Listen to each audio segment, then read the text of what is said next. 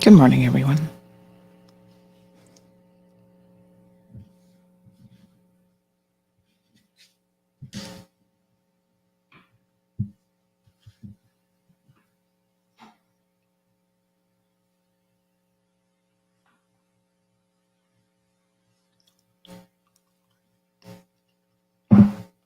Big news. I have some important news for you. Interesting news. It's Blake and Darren's Spilling the Tea with Sandy. K-Man's top news headlines of the day from CMR. Good morning, Sandy. Good morning, Blake. Good morning, Aaron. Good morning. How are you doing? How's it going? Fantastic. So, in Good. your news, in your news updates today, this one is very peculiar. But remember that missing kayaker? Yeah. Turns out no one was missing after all. Oh, great. So how did someone get reported Well, that's the missing good when they news. weren't actually missing? I don't know. They got the report, and obviously they sent out a lot of resources to try to recover this person. And then it seems like after really getting nowhere and not having an official missing person report being filed, they kind of concluded that maybe this was just some sort of a confused situation. So someone, saw someone potentially in distress. So the initial message, there was some confusion. I think we mentioned about where the person actually was located, because there was some discrepancy about 23 miles out versus 2 to 3 miles out. And so the RCIPS, along with the Coast Guard, did an extensive search, and they've concluded that, in lieu of a missing persons report, there's probably just a little bit of confusion and misinformation provided. Well, So somebody was out there paddling for sure, but they said that the person, did not appear to be in any distress and was said to be paddling quite strongly. So I think everything's okay. I guess Man, all ends well. They were just getting some exercise? didn't you say they're out there like 3 miles out or something? That seems Yeah. pretty far. Yes, indeed. I'd never go that far from shore. Oh, it's on a calm day. It's not that big a deal. I Yeah. would say a lot of people do. So the ministry, Fish. You can fish off kayaks too, Yeah, I know. I'm not that adventurous. The Ministry of Border Control and Labor has issued a formal apology for the email snafu that was sent out to the tourism stipend recipients. As we suspected, it was just human error. Somebody didn't use the BCC, the blind copy field, and carbon copied everyone instead. Mhm. And they have issued a formal apology for the mix-up. 3,200 people had their email addresses compromised, in the sense that everyone could see who was receiving the stipend. Oops. Which led to a lot of interesting chatter afterwards, I must say. That's like that. Doesn't that violate privacy laws? Of course it does. Okay. So I think the ombudsman, it would have been reported to the ombudsman's office, and they will issue, I guess, a formal report on the matter.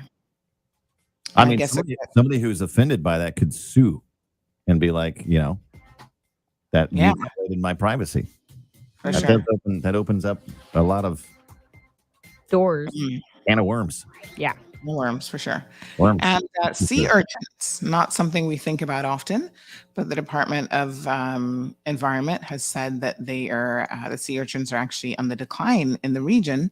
And despite Keyman not yet seeing any sort of decline specifically in our waters, it is still concerned that there is an issue globally and regionally, and that we should keep an eye out, because every little thing in the ocean is there for a reason, and in the environment, it helps keep the ecosystem in check. So, basically just keep an eye out. They're doing a collaborative regional wide effort to make sure that they're tracking and investigating the cause of the mortality rate of the sea urchins. So very, very interesting. Yeah. Okay. And those are your news headlines for this morning. Alrighty. All then. righty. Well, you can catch Sandy on Bobo 89.1 FM coming up in 4 minutes from now. And we'll see you back tomorrow for the Thursday headlines. All right, guys, have a good one. You too. Bye. Bye. All right. Bye. All right, folks, we're going to get it here in a second. Just we got a couple minutes. So I'm going to have you enjoy some lovely music while we get ready for our radio listeners. Good morning to everyone. We got some early risers. 100 of you already logged in. Virtuous is always here in the morning. Thank you, Miss Virtuous Panook. Getting up and joining us, turning us on straight away. Good morning to Marshall. Yvonne, so good to see you. Says good morning to hosts and onliners. Nathina's got it locked as well. So good to see you, my love. And of course, Wee Wee is also here. Carmely is up bright and early. So let's play a little bit of music and then we're going to get into the discussion. One of the things we're going to be talking about this morning is the DART employment job fair. Yes, the DART hospitality job fair. And we're going to dig into some details, but we have a couple of things before that we definitely want to discuss as well. So let me just see, what shall we play? How about a little dance pop this morning to get you moving?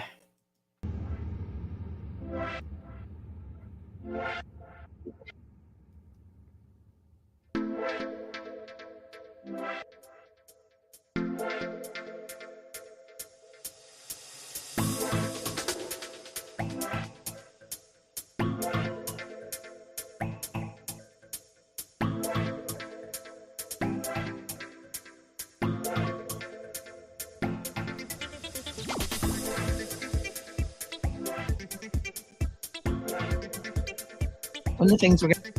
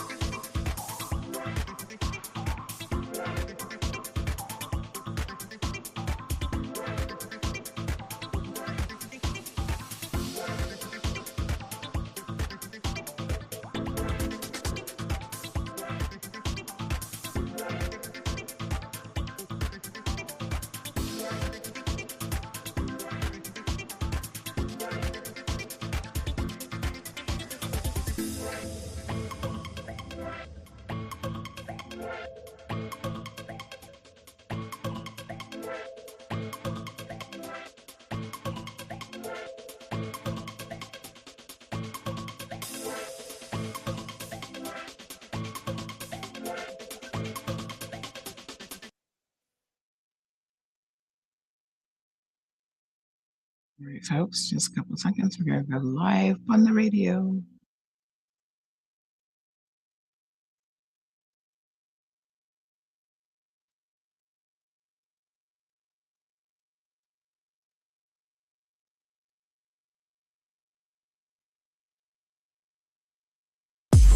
Peppermint, sorrel, ginger, beaver grass, or English. Get it ready. Your morning tea just got hotter. Ooh, honey child. On the cold, hard truth. Bobo 89.1 and Cayman's #1 talk show are bringing you morning talk like no one else. Monday Rewind, Impact Wednesdays, Caribbean Connections, and much more. Don't miss a beat with what's happening in the local community. Just keep sipping your tea. What a mess. Here's your host, live and direct from the Cayman Islands, Sandy Hill.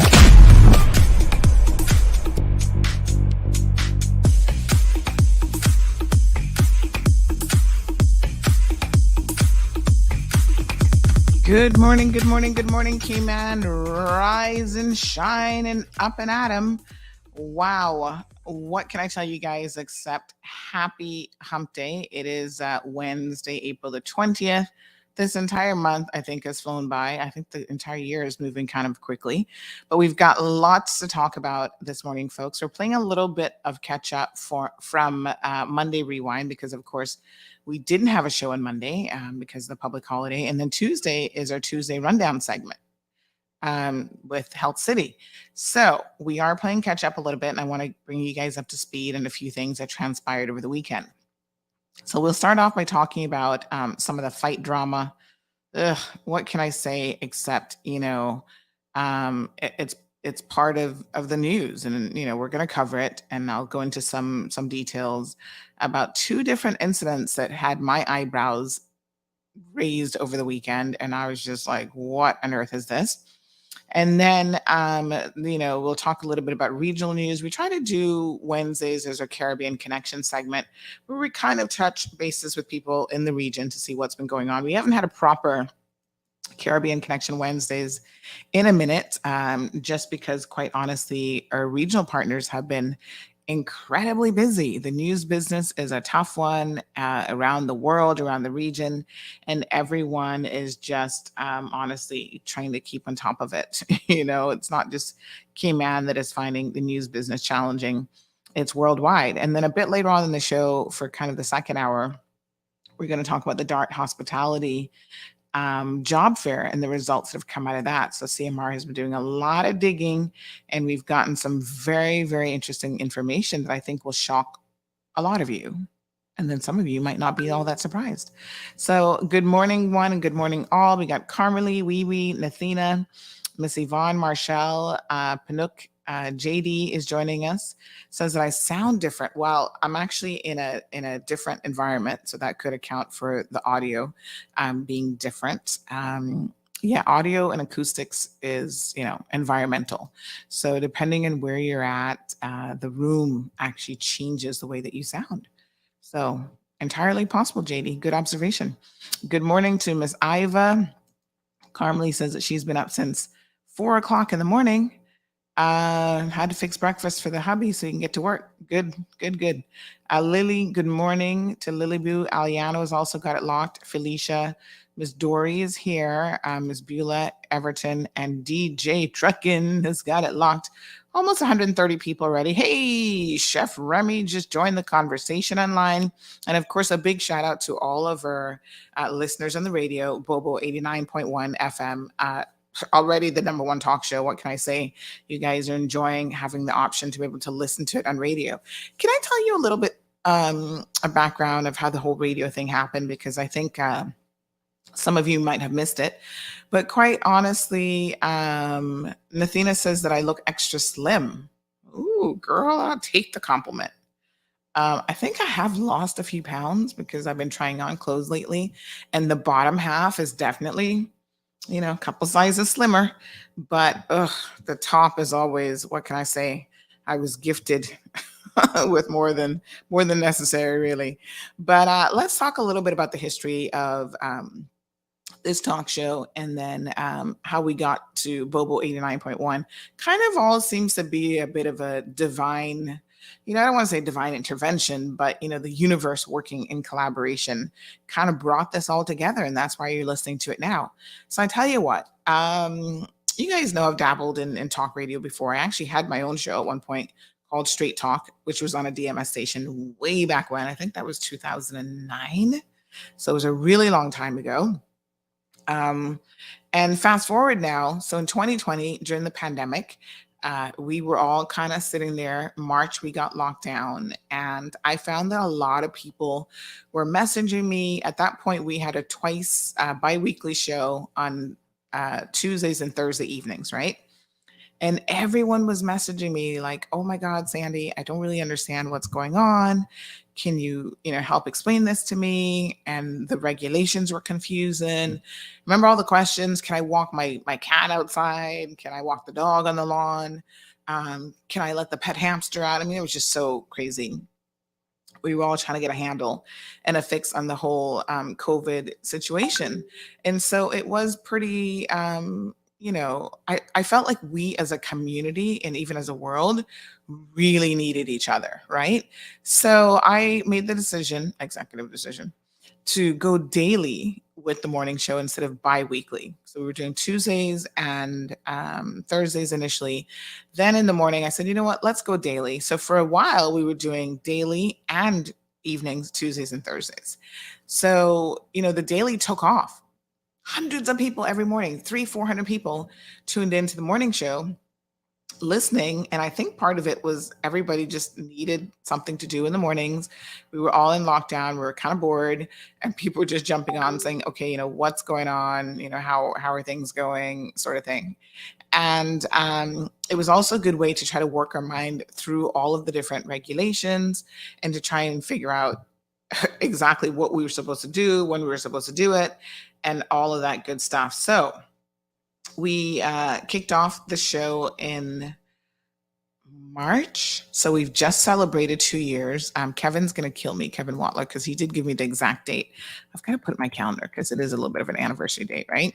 So I think it was like mid-month. It was close to mid-month. And so we kicked it off as a daily show. And like I said, it really took off. Then fast forward a month or so, the general election was brought forward because remember now the previous government had a bit of a disaster in their hands that they were refusing to deal with. And so instead of dealing with it, they just brought the election forward and forced us to go to the polls earlier. So then, of course, election season kicked into full gear. And we opted to drop the evening segments, the Tuesday, Thursday evening, because it was just a lot. Like candidates were coming on. It was just a lot to do 5 days a week plus 2 evenings, right? So we use the evening slots now for like special segments. So Kevin is working and producing a mental health segment, which by the way, if you're interested in participating in that, please reach out to Kevin Watler. He's on Facebook. You can find him on Facebook and Instagram because he's trying to put a panel together to have a discussion around mental health. So whether or not you suffer from mental health issues, you're a mental health expert, we'd love to have the local element available and involved in the conversation. So Kevin has a lot of resources overseas, but as much as possible, we try to keep it Cayman based. So again, reach out to Kevin if you're interested in having that discussion. At some point, I'll tell you guys a little bit about how that's been going. Trying to find local mental health professionals who will participate in that has been a little bit of a challenge, and we'll talk about that another day. But anyway, so here we are now doing a podcast show online Monday through Friday. And, candidates are coming on left, right, and center. Show is going extremely well. And it was, I'll tell you when it was. It was January the 31st of, I want to say 20, when did Woody get the axe from Rooster? So it would have been January the 31st of 2019 or 2020? So whatever day it was that Woody got the axe, right? We already had been doing our show for a minute. I want to say that would have been 2020. And this is Woody DaCosta now, who used to be the host over at Cayman Crosstalk. And I was sitting at Thai Orchid. You guys know I love me a Thai Orchid. And I was sitting there with a few people, and of course we were gearing up for the election. So yes, I think that would have been 2020. Yeah. Okay, hold on. I was going to tell you. Get my years all mixed up here. So that show ended. 2021. Yes. So 2020. When did that show end? Oh my goodness. Anyway, I'll get you the exact date here, but I know it was January. It was the last day of the year, so December 31st. And I know that because, like I said, I was at Thai Orchid, and we were having a conversation, and I remember getting the news that Woody was out, and I was like, "What? That's so crazy!" Yeah, December 31st, 2020, right? And the election was in 2021, right? And I'm sitting there going, why would they get rid of Woody? Like, that's just not a good move. That doesn't make any sense. So anyway, the group of people that I was with friends, and Kenneth Bryan was actually there, political candidate. And of course, can't help but talk politics and talk about the politics of this decision, because this seems like it was really a crazy decision from a business perspective. You don't have to like a talk show host for them to be effective, and then for them to do a really decent job. And whether you like Woody or not, whether you like me or not, that's not the point. The point is you're going to tune in, you're going to listen to be like, okay, what's Woody got on deck today? What is Sandy talking about? So I remember Kenneth saying to me, Sandy, you got to get on radio. And I looked at him and I said, no. I said, Kenneth, radio is so, Kenneth will remember this conversation, I'm sure. I'm like, radio to me is like, no. I'm like, who listens to radio? I don't listen to radio. And he's like, mm-mm. He said, girl, please, there are a lot of people in the Cayman Islands who still listen to radio, because, the ability to be able to live stream, yes, that's the future. Everybody's got a live streaming thing. If you're forward thinking, that's kind of the space that you're in. But he said, let's be very honest. There are times when you can't catch it on live stream. You don't have unlimited data.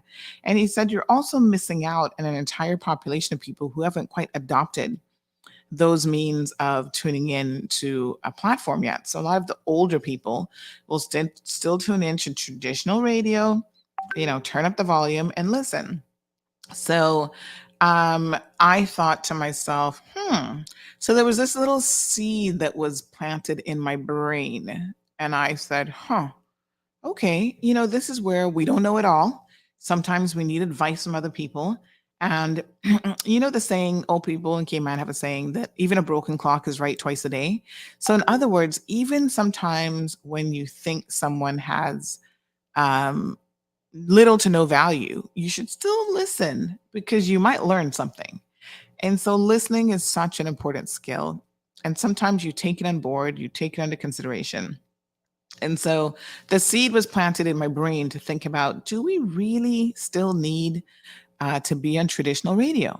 And I tell you what, I am, if you know my personality, you'll know that once I have made up my mind about something, I can be very, very definitive and very, very firm. Like, I'm not a wishy-washy person. Like, when I look at a menu, I'm like, okay, this is what I'm going to have, and this is it.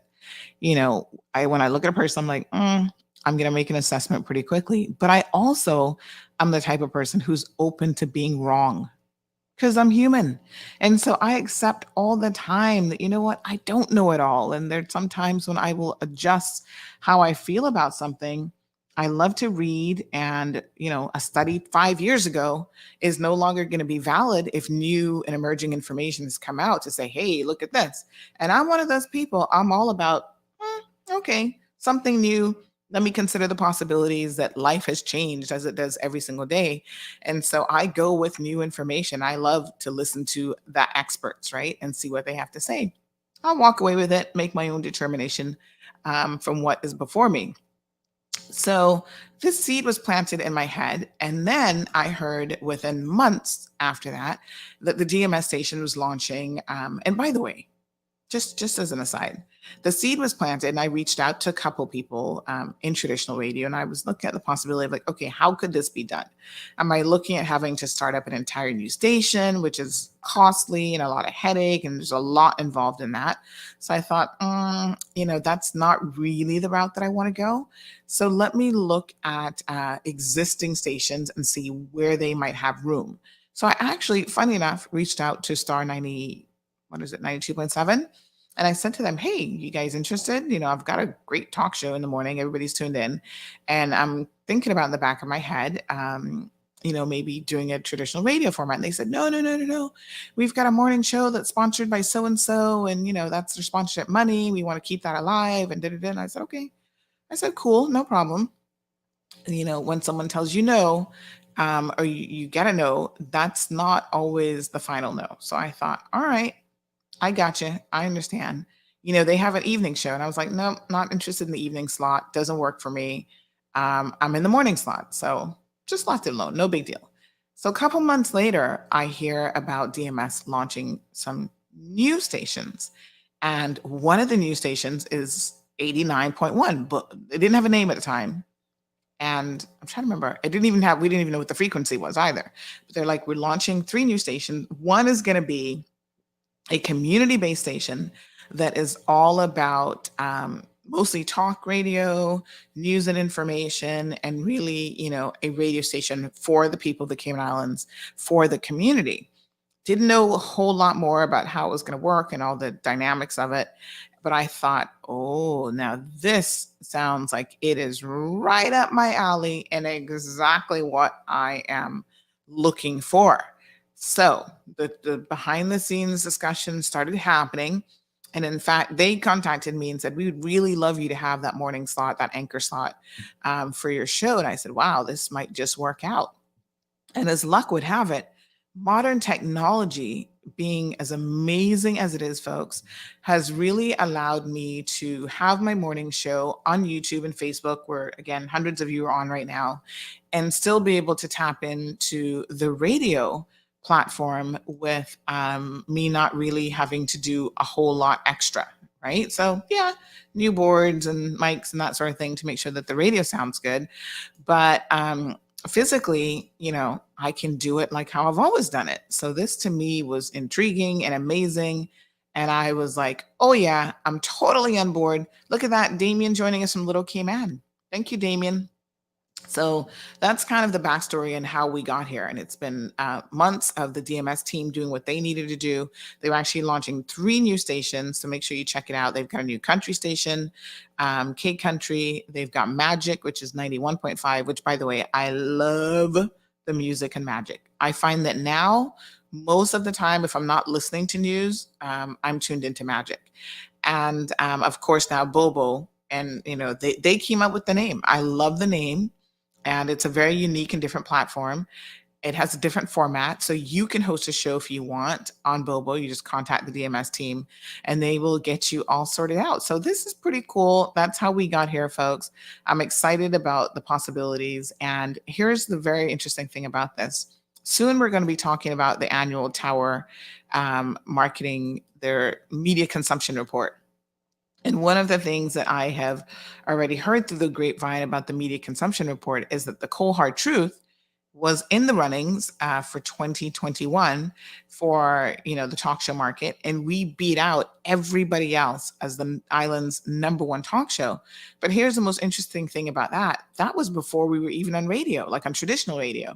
So it's very, very interesting that a non-traditional radio show was still competing and beating out all of the other morning talk shows or afternoon talk shows or whatever that were on traditional radio. So I thought that is a very, very serious bit of information. So we will certainly get all the logistics on that. Good morning, Miss Bonnie, joining us from East End. Olivia's here. Diamond Princess is also here. Atlas says the blur is super heavy. You know what, Atlas? I can turn it off, but when I turn it off, you'll want to see why I actually have it on. So let me turn it off. There. Tell me if that's any better. I'm just in a totally different environment. It's not quite as professional as I would like it to be, but there you go. I turned it off. Yeah, it's neither here nor there for me, but I was just trying to declutter the environment by turning off the blur. So I know a radio audience is like, what blur?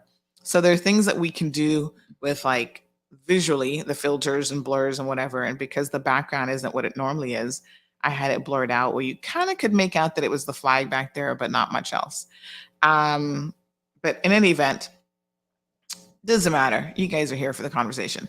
So listen, a couple things happened that is quite interesting over the weekend. Now that you have a little bit of background on how we got an 89.1. And then once we started talking about that, by the way, everybody's like, oh my God, Sandy owns her own radio station. I'm like, no, I don't. This is a DMS station, folks. But it's a collaboration, you know what I mean? It's a wonderful project, and it gives people the opportunity to really get into a creative space. Because believe it or not, talk radio is there is a lot of creativity that goes into it, as well as some technical components. So let's get into what happened this weekend. Easter weekend, you guys were out at campsites, and on Monday I started getting some messages about a fight. And I thought, I saw snippets of the fight, and it looks like people were throwing chairs, and it was like super crazy.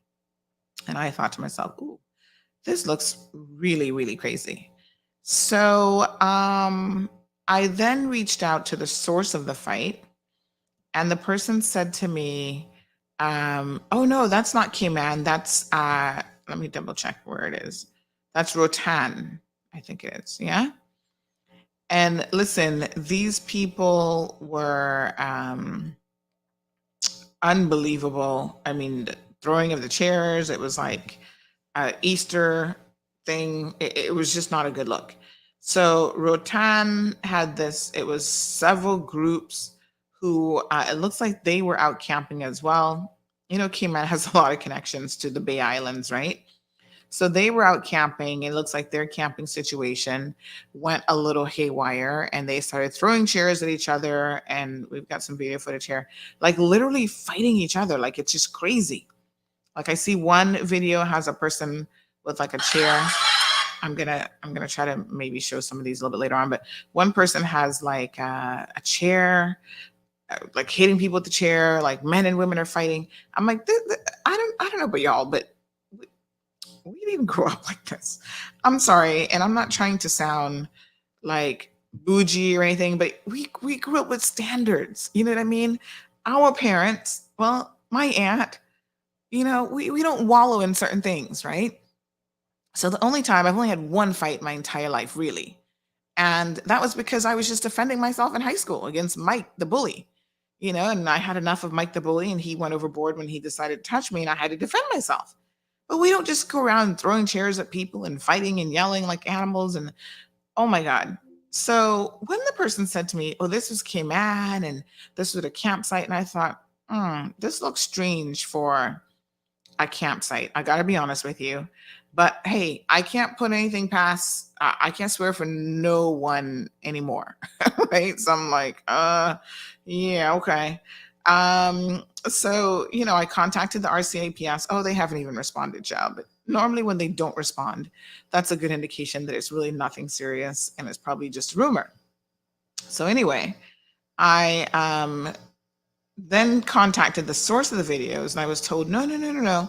That is actually just a fight in Rotan. That was not Cayman, but because it was shared on Facebook and maybe even Instagram, people assumed that it was the Cayman Islands. And not only did they assume that it was the Cayman Islands, but this rumor started to take foot and to circulate. And the person said to me, oh, there were even shots fired at this. I was like, oh, hold on a second. I said, honey child, if it was really that type of a fight, I would have heard about it. And Cayman, I'm like, no, that could not have happened without me knowing or hearing something. I mean, one of the reasons that Cayman Mall Road is so incredibly popular, it is community news, right? So we get the source from you guys. You provide us with a lot of the leads, a lot of the stories, a lot of the behind the scenes. Like we might get an official, you know, version of what happened.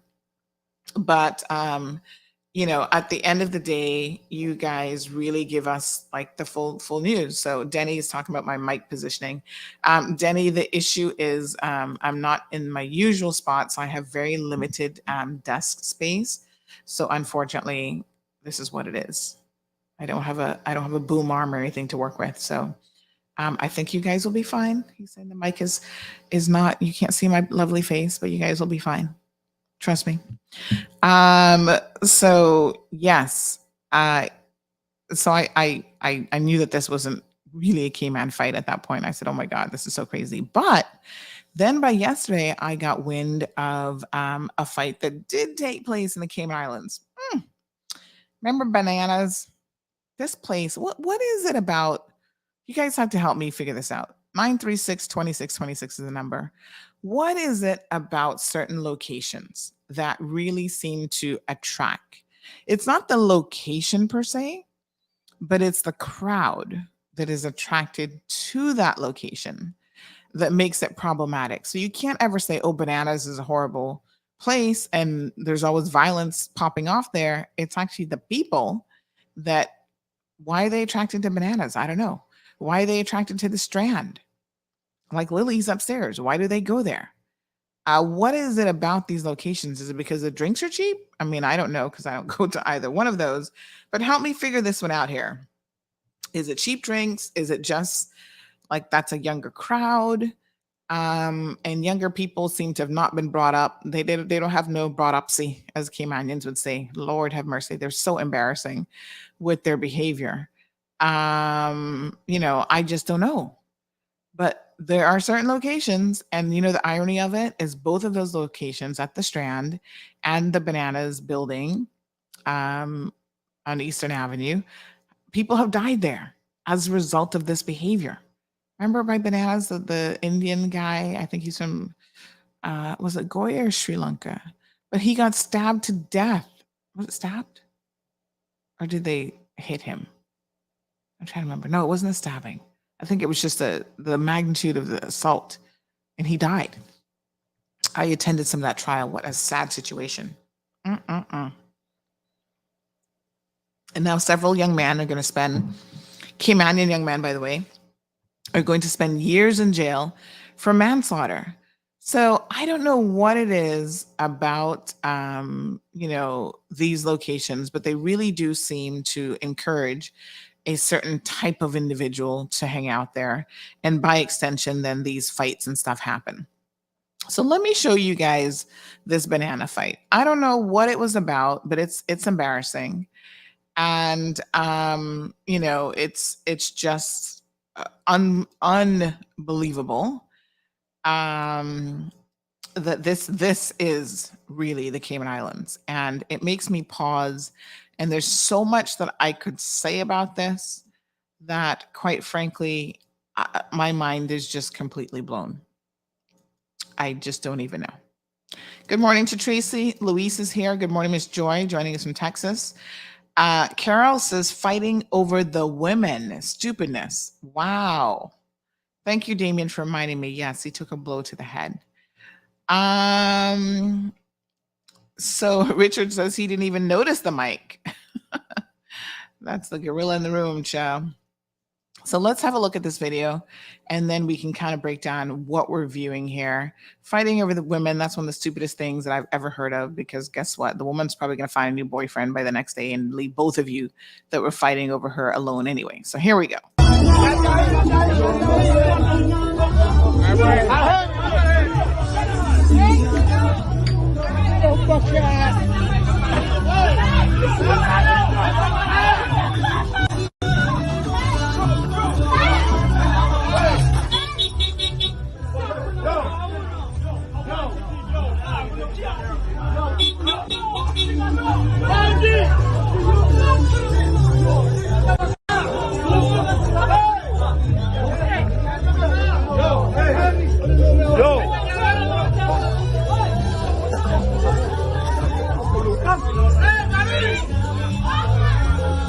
Everybody, now take the foot.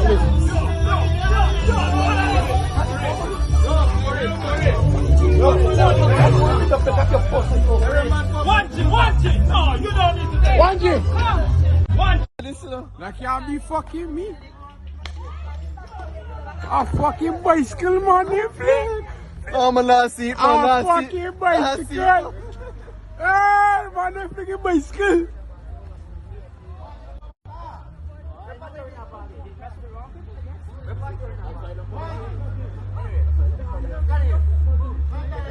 That way you don't come here. Why? That way, why? You should come here regardless.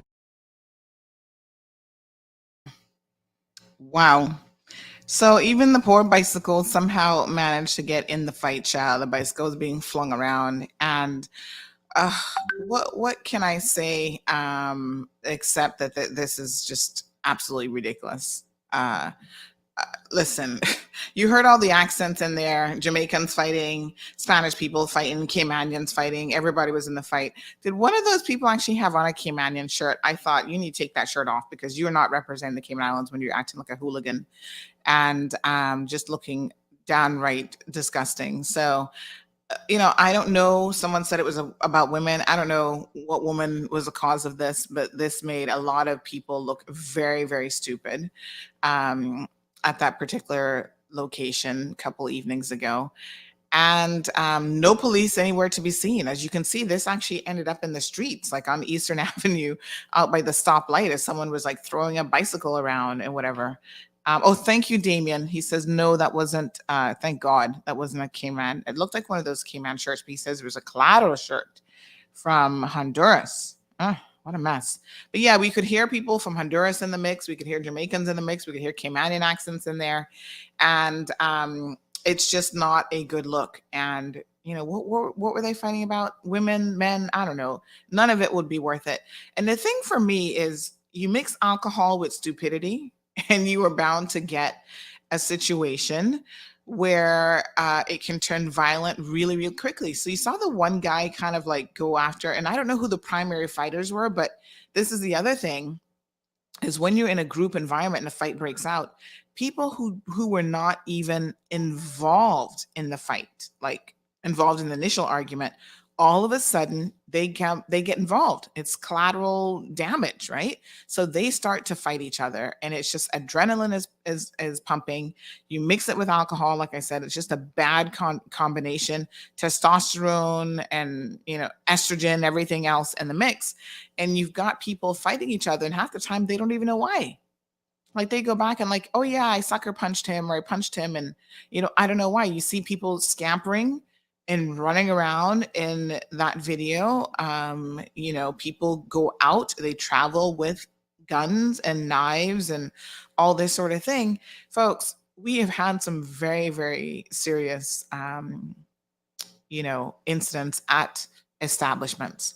We've had 2 in the past year, mass shootings. I never thought in all of my life that I would see the day when the Cayman Islands would have a mass shooting where multiple people got shot and multiple people died as a result of these very, very serious incidents.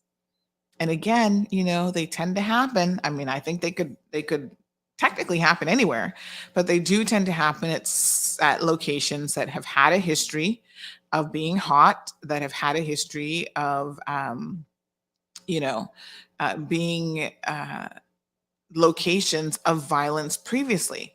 And so this is really, really shocking and very, very alarming that this again transpired over the weekend. And I have to wonder, where was the police presence? Now, of course, the police can't be everywhere all the time, but surely they recognize that there are certain locations that are what they are, right? So they are ripe for, you know, fights to pop off and for violent incidents just because of the history to happen yet again. And so, you know, it's just, where's the police presence? I would really, really like to know. So Richard says that Bananas looks like a really classy joint. Ha ha ha. Yeah, I mean, you know, I do think it attracts the wrong type of people. And again, I guess it's just, I don't know what it is about the venue that attracts certain people, but yeah. So Louise says the guy that is back on with the long sleeve shirt is the owner. Oh, so the owner was in the mix this time as well? Wow. Damien is asking about security guards that are at the front of the door. Listen, no one pays you enough money as a security guard.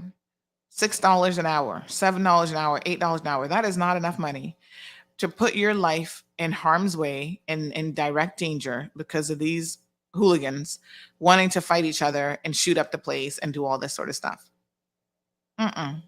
They probably ran behind the building because they have more sense. Good morning, James. Joining us from Canada. So Atlas says if they pull up their pants, they might stand a better chance of winning the fight. Oh my gosh. I don't know what to say, Atlas, but if they pull up their pants and, you know, had better attire, maybe they wouldn't be the kind of people out there fighting to begin with. Moya says it is the crowd and a certain set of people, a certain social set of people. Unfortunately, a lot of people use excuse of their upbringing to continue to display low social standards instead of evolving themselves to be better and be a better example for their children. They need to remember it's not where you come from or who you are, it's where you're going and the path you choose to get there. Evolution is the key. Moya, thank you so much for that comment. That is very, very salient. And remember, just last week, we were talking about the children. We were showing you 8, 9 videos of your children doing the exact same thing in the school environment. So why would we expect any better if the children are witnessing this kind of behavior in public from adults, and potentially they're seeing this at home as well? So it's being reinforced in their minds that, this is what you do. This is how you settle a dispute, or this is how you settle a score. You just go around beating people up and fighting. Good morning, Scott. The best sausages in the world. I'm going to tell you guys about Scott and those delicious sausages at Waffle Monkey. Is it Thursday yet? No, on Thursday, we'll have the opportunity to delve into some of the cuisine over there at Waffle Monkey. It is delicious. So Luis says it's not Honduran, it's Dominican, and the shirt is Dominicana. All right, well, obviously we know that they're 2 different countries. Dominica sausage rolls. Thank you so much, Scott. We know that it's Dominican owned. Am I correct? The person who owns bananas is Dominican, and so it does tend to attract more Dominican people as well, because I guess they want to sit down and have a drink with people from their own country. So Damien says, yes, it could be any country that has Claro there. All right. So what do you guys make of this? 93626 is the number if you'd like to call in. You can also call on the WhatsApp in case you have no credit. Someone else says, see it happen once again. Let me just see what this comment is. Let me see if I can pull this comment up.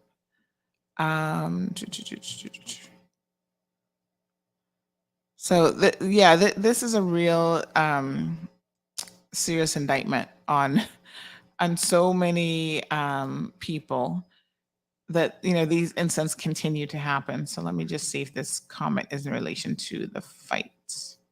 Oh no, that's another matter. All right, so we'll get to that here in a bit.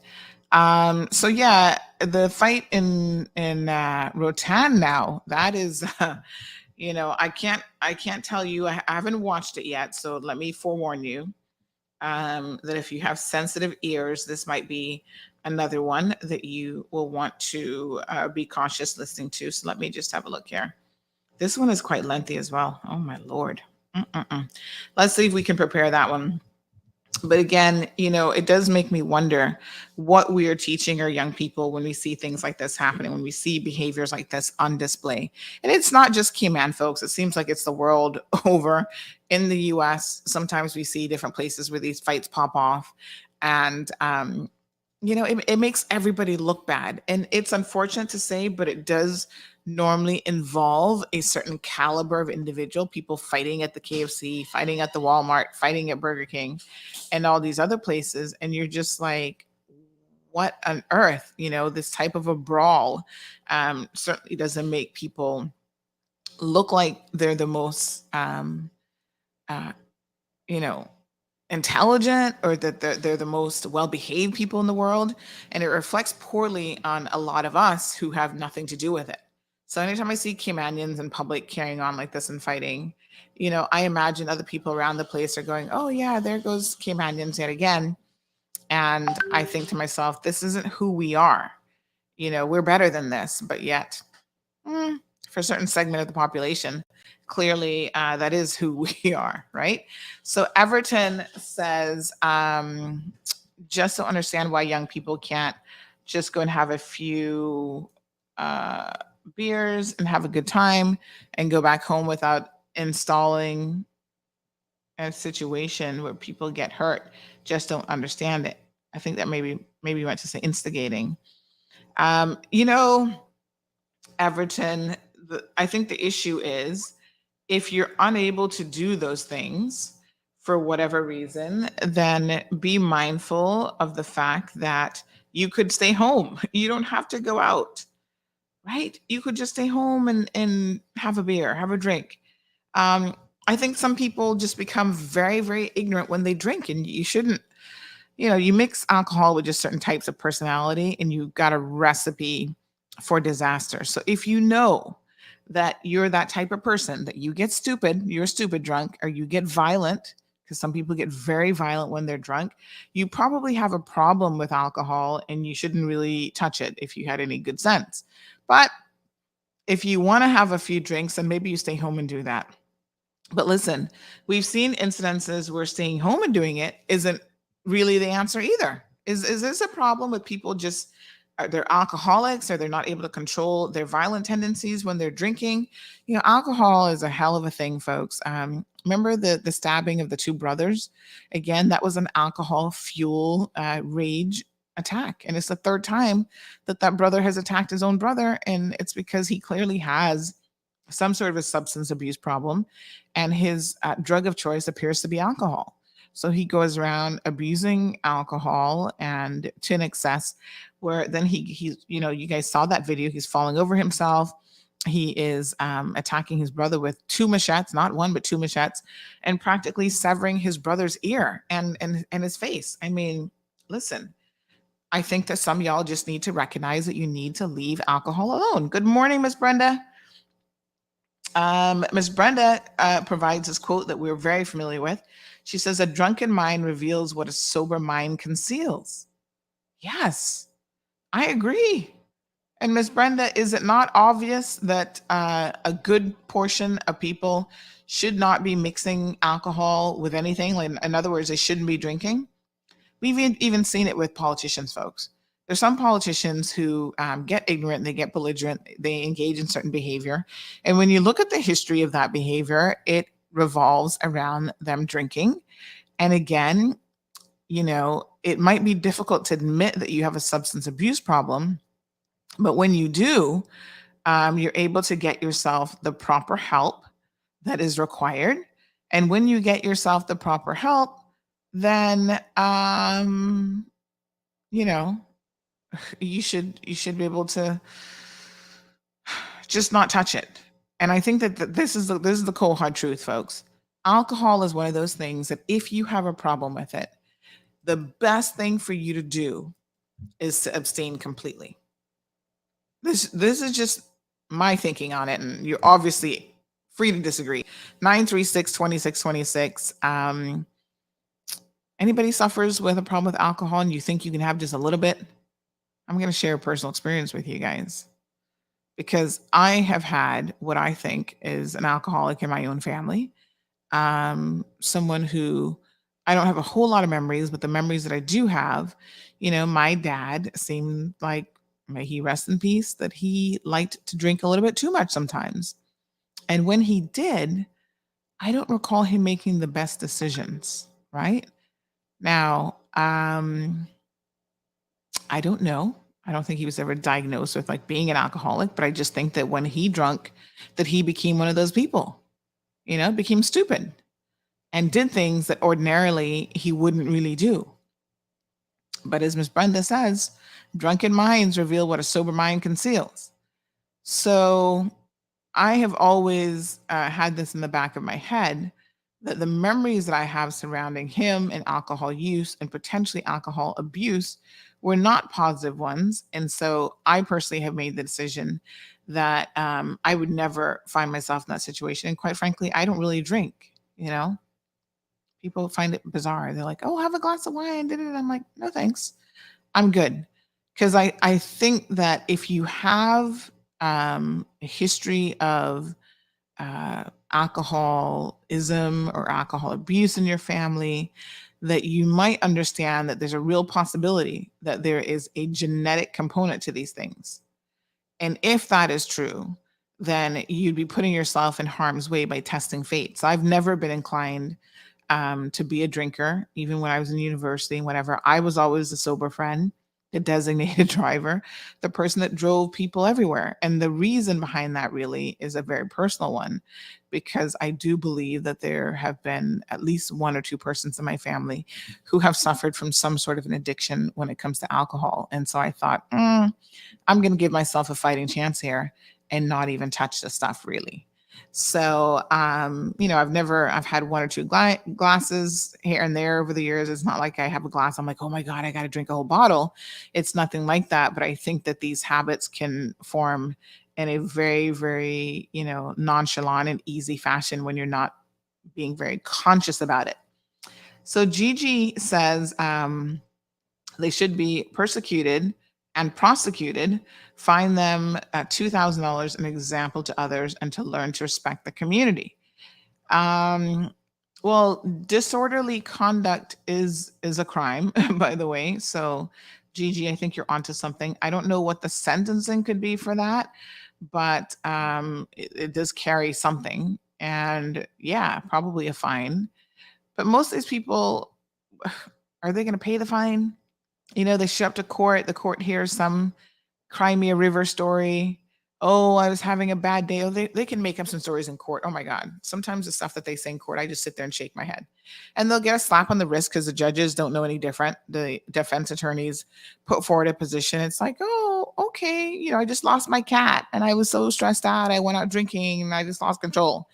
So I don't think that the judges get a full picture even of what is happening in order to make some better decisions. So Aliano says, oh my, me Hennessy can be at peace, so that don't go out as much or heavy drink as much also.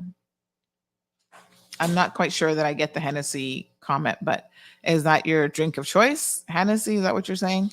All right, folks, I'm not quite sure.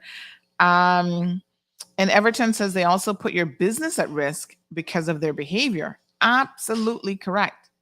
And quite frankly, I feel for some of these businesses.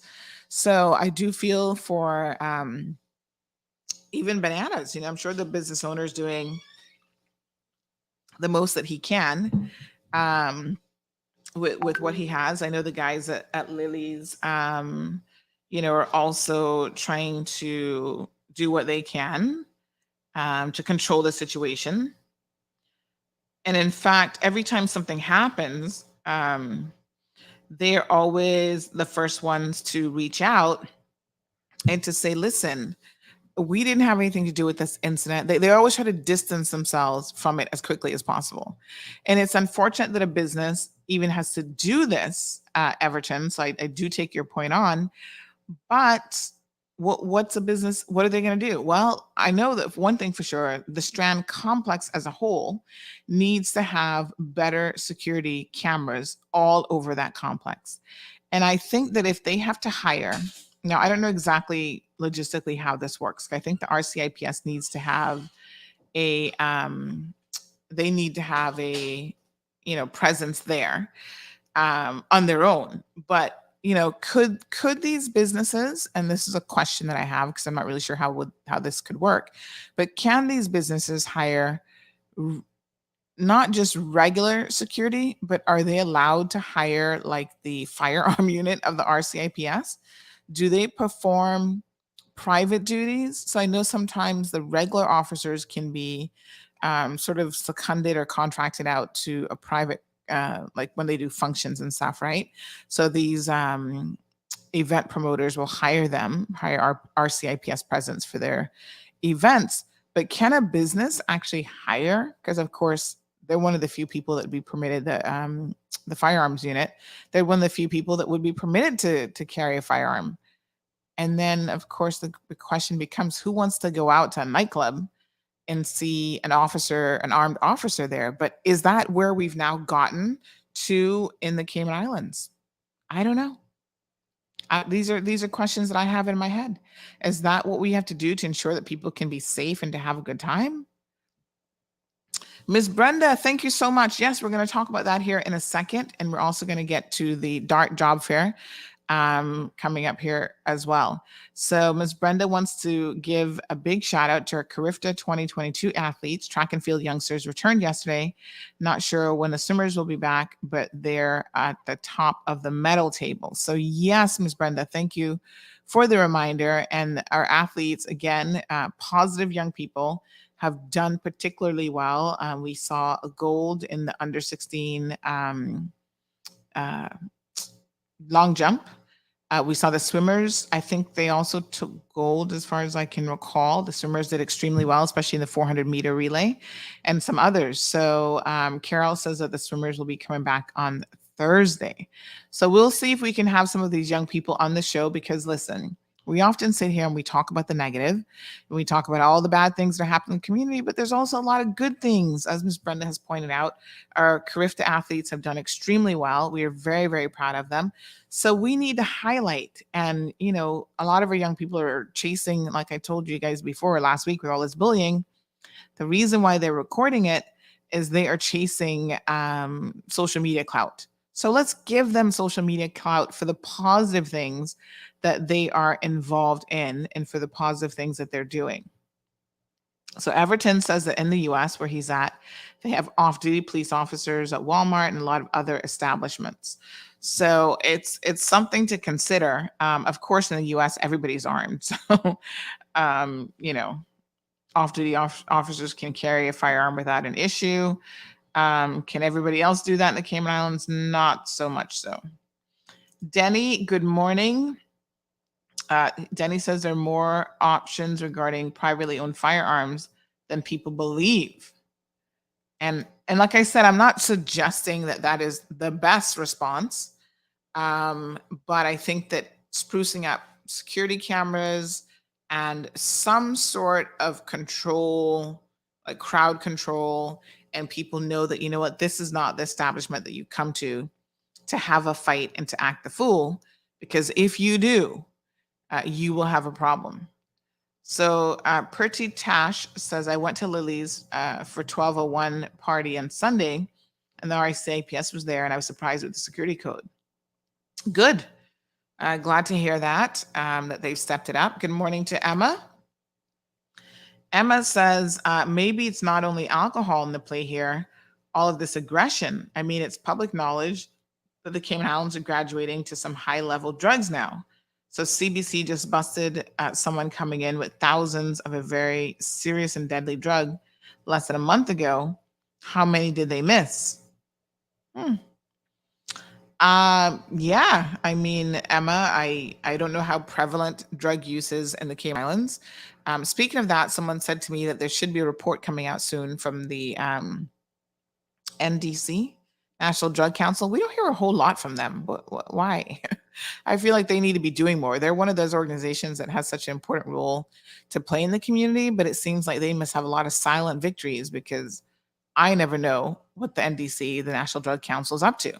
But I'd love to hear more from them, because one of the questions I have, and I do know that they do surveys, is how prevalent, not just among teens, which I think might be their focus, but even the adult population, how prevalent is drug use? What are we talking about? As Emma said, could it not just be alcohol? Are we talking about cocaine use fueling people into these rages? Is it, like she mentioned, the fentanyl drug that they just found all these tablets? What is it? Is it something else? Is it just pure bad behavior and people need to do some anger management courses, which is surely a possibility as well? Good morning to the beautiful Miss Morna. How are you? So good to see you. All right, so we're gonna switch gears just a little bit here this morning. So that was one of the events that that happened this weekend. Another event, of course, was the fight in Rotan. This one was really crazy. I mean, on the one hand, we think Cayman is bad, and then I see something like this, and I'm just like, okay, this is. I'll just show you a snippet of it. It's over 2 minutes long, so I don't want to get too long into this rabbit hole, but so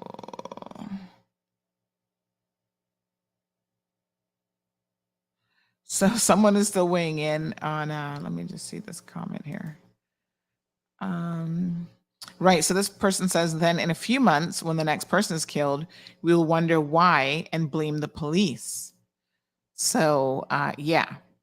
I mean, and you know what ends up happening, folks, is a lot of these, like the fight at Bananas, like I said, I don't know who these people are that were involved in this, but what ends up happening is a lot of times the fights are not done. so they kind of fizzle out. Like this weekend, it fizzled out for whatever reason. But those parties are not finished with whatever it is they were fighting about. So the next time they run into each other, it's going to be another problem. The fight is going to be, a continuation of this issue. And this is where I think that the police do need to get involved, and they need to have an understanding of what current, situations are happening in the community.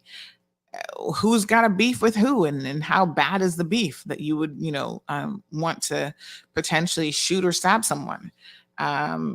There's sort of investigations and undercover work, I think, that has to be done. And this is why when something happens, the police do ask for the public's assistance, and that if you know something, say something, because it could eventually save someone's life. Ms. Brenda says that we need to put a stop to all of these undesirables from coming to your island and then setting up businesses to attract some of the same. Well, 2 observations I would make with you is that, number one, some of the undesirables are Caymanian, straight up, no two ways about it. And others are people who have come here, yes, and they have acquired Cayman status. So, it's too late because they married a Caymanian or whatever, however they got here. So Jonathan said it's definitely not the herb that's making him crazy. So in other words, he's like, it's not marijuana that's doing it. Good morning, Miss Barbara Eden. So let me just see.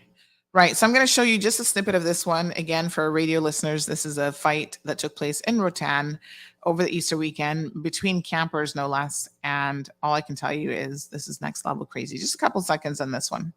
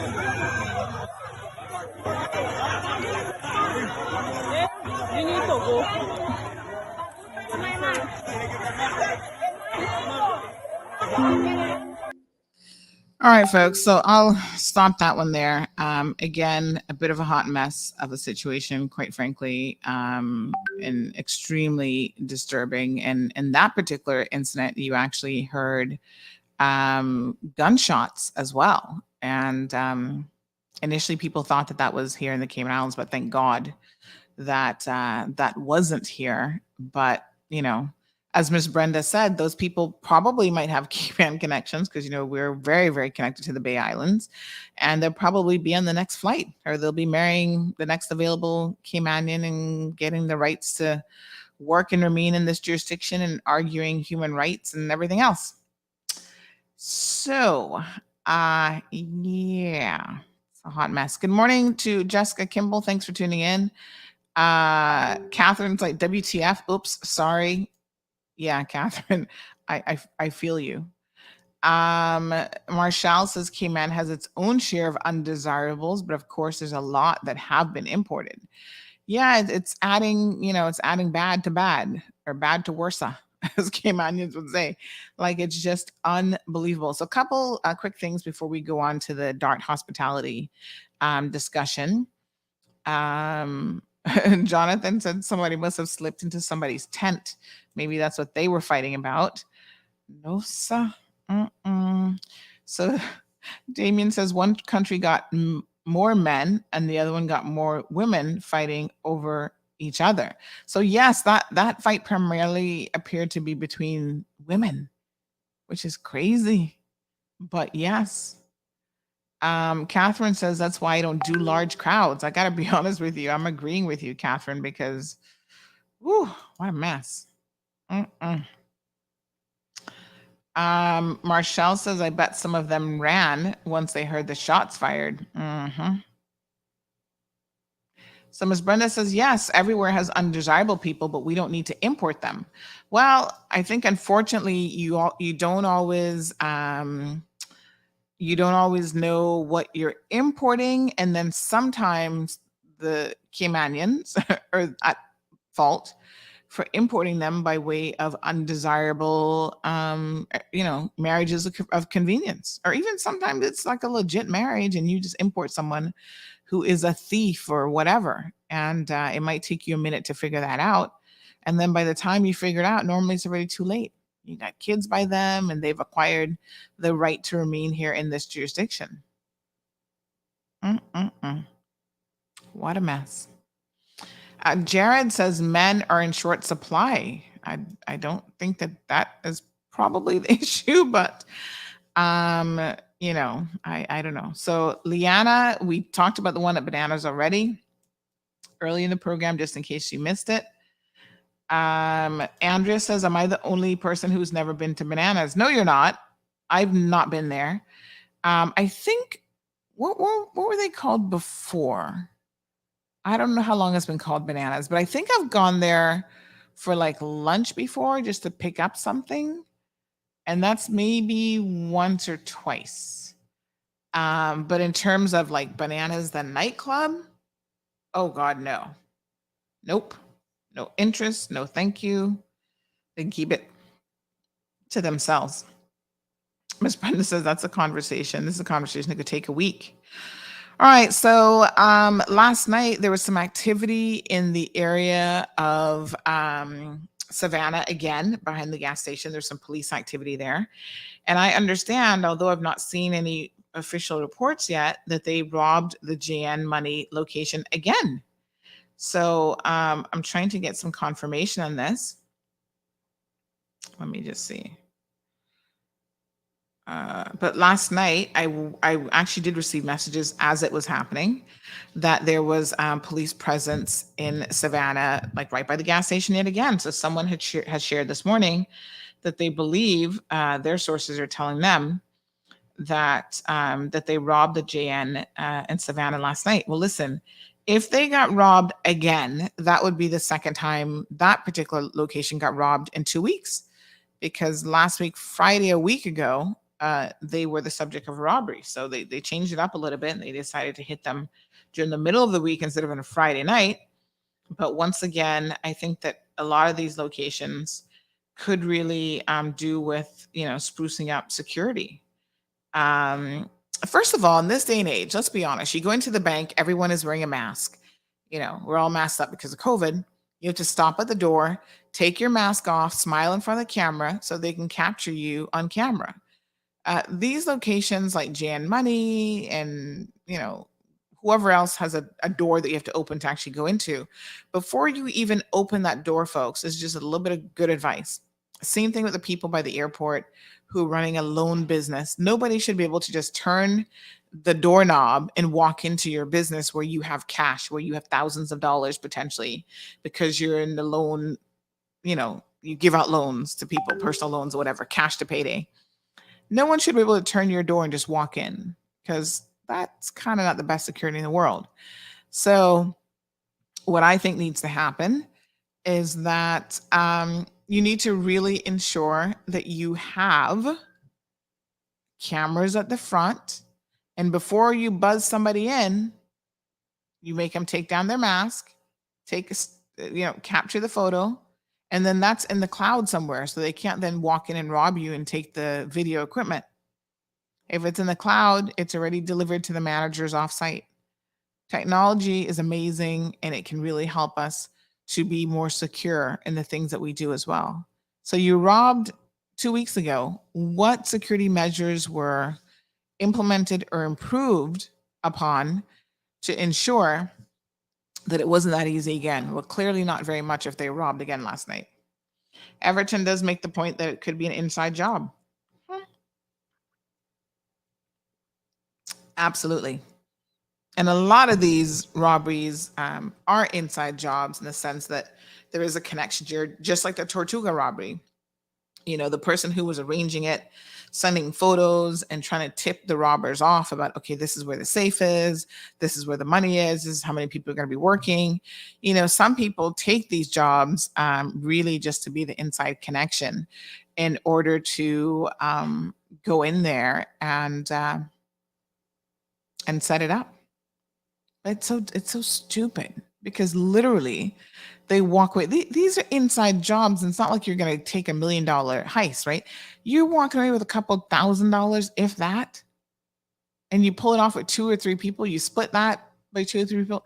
You might as well just go get yourself a job. Seriously. And now, you know, you pull off an armed robbery like this. You're looking at 10, 9 years plus in jail. It's not worth it. Oh, all right. Stolen car alert in South Sound. I'm told that a police officer's car, no less, was stolen. My Lord, if the police are not safe from thieves and this sort of thing, I mean, what hope do the rest of us really have here? But we'll post up those pictures a bit later on our social media platforms and keep you guys abreast. But basically, the owner of a vehicle stolen last night from a vacant lot at the top of the road on Point 4. This is right off of South Sound. Owner is a policeman and immediately reported it, and it took the police 3 hours to respond. Oh, I cannot make this stuff up. I'm just reading what the person just sent me in WhatsApp. I honestly have to chuckle because I can't make this up. So it says, good morning. Did anyone share with you an incident in our neighborhood yesterday afternoon? A car was stolen from a neighbor who's a policeman. The theft happened in 3 minutes. We got the car driving in and out with the stolen vehicle right behind it on our CCTV. It's unbelievable how anyone would be so slick and brazen. They go on to say, this is the car that they drove, and this is a stolen car right behind it. Both white cars, by the way. We'll try to get a description of the stolen car and put this up. So owner of the car is a policeman and immediately reported it, and it took the police 3 hours to respond. That's the part that got me chuckling here. Ay. So let's get a make. It looks like a Honda CR-V. But let's see if we can get a make and model and on the stolen car. Ay. Yes. All right, folks. So we'll get some more details on that one for you to let you know what's going on. Damien says undesirables work at all levels of society. Absolutely. Marva, different environment today with the mics. I'm not sure how it's sounding to you guys. I think the radio people said that it sounds really well for them though, so I'm not really sure. The Ugly Truth says, who is surprised? People come from countries riddled with crime to fight crime in Cayman. Yeah, right. That's a bit of a double-edged sword because we've got crime here that we often don't want to admit to. So maybe we need some crime fighters who have the experience that they do. I don't know, but I think that yes, it's part of a reality. All right, so let's talk about the DART hospitality job fair that happened. Now, this hospitality job fair, let me just try to pull up the date on it again. It was sometime last month, early month. And so you guys know that we actually had the HR manager come on the program, and they I think it was just about a month ago actually, and they talked about why this. So it was around the 3rd of March, I believe. So they talked about that they were having this job fair. It was organized. Let me just see here. So Caymanians, permanent residents and employment rights certificate holders, that's RERC, were being invited to hospitality industry career job fair to be held on Saturday, March the 5th. And it was from 9:30 until 12:30 at the ballroom there at the Ritz-Carlton. Now, they had a number of individuals show up. I think it was close to 300 people that registered. And, in advance of the job fair, they actually came on the program and they talked about some of the positions that were available. It was open recruitment. Yes, some of them were positions that they had previously had persons on work permits, or they had work permits pending and so on. But we really wanted to keep, unlike other job fairs, we really wanted to keep a close eye on this and really get some reports on what came out of the job fair. So I find, this is just my personal observation, and you can certainly let me know what you guys think, but I find that a lot of times these job fairs happen and you go, okay, 300 people showed up.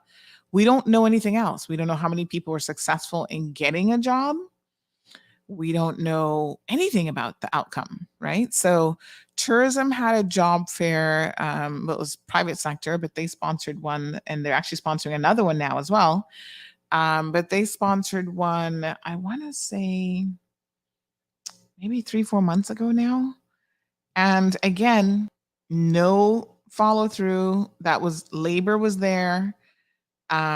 So they were registering people at the door, taking information, and all now, honey, we can't hear one word. No clue. Did one came in and get hired? Did two came in? I mean, I heard stories like, okay, yeah, like 20 something people got hired in the spot.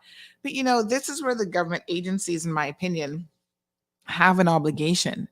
You are co-sponsoring an tourism industry job fair. It is your responsibility to chase up the numbers and to confirm.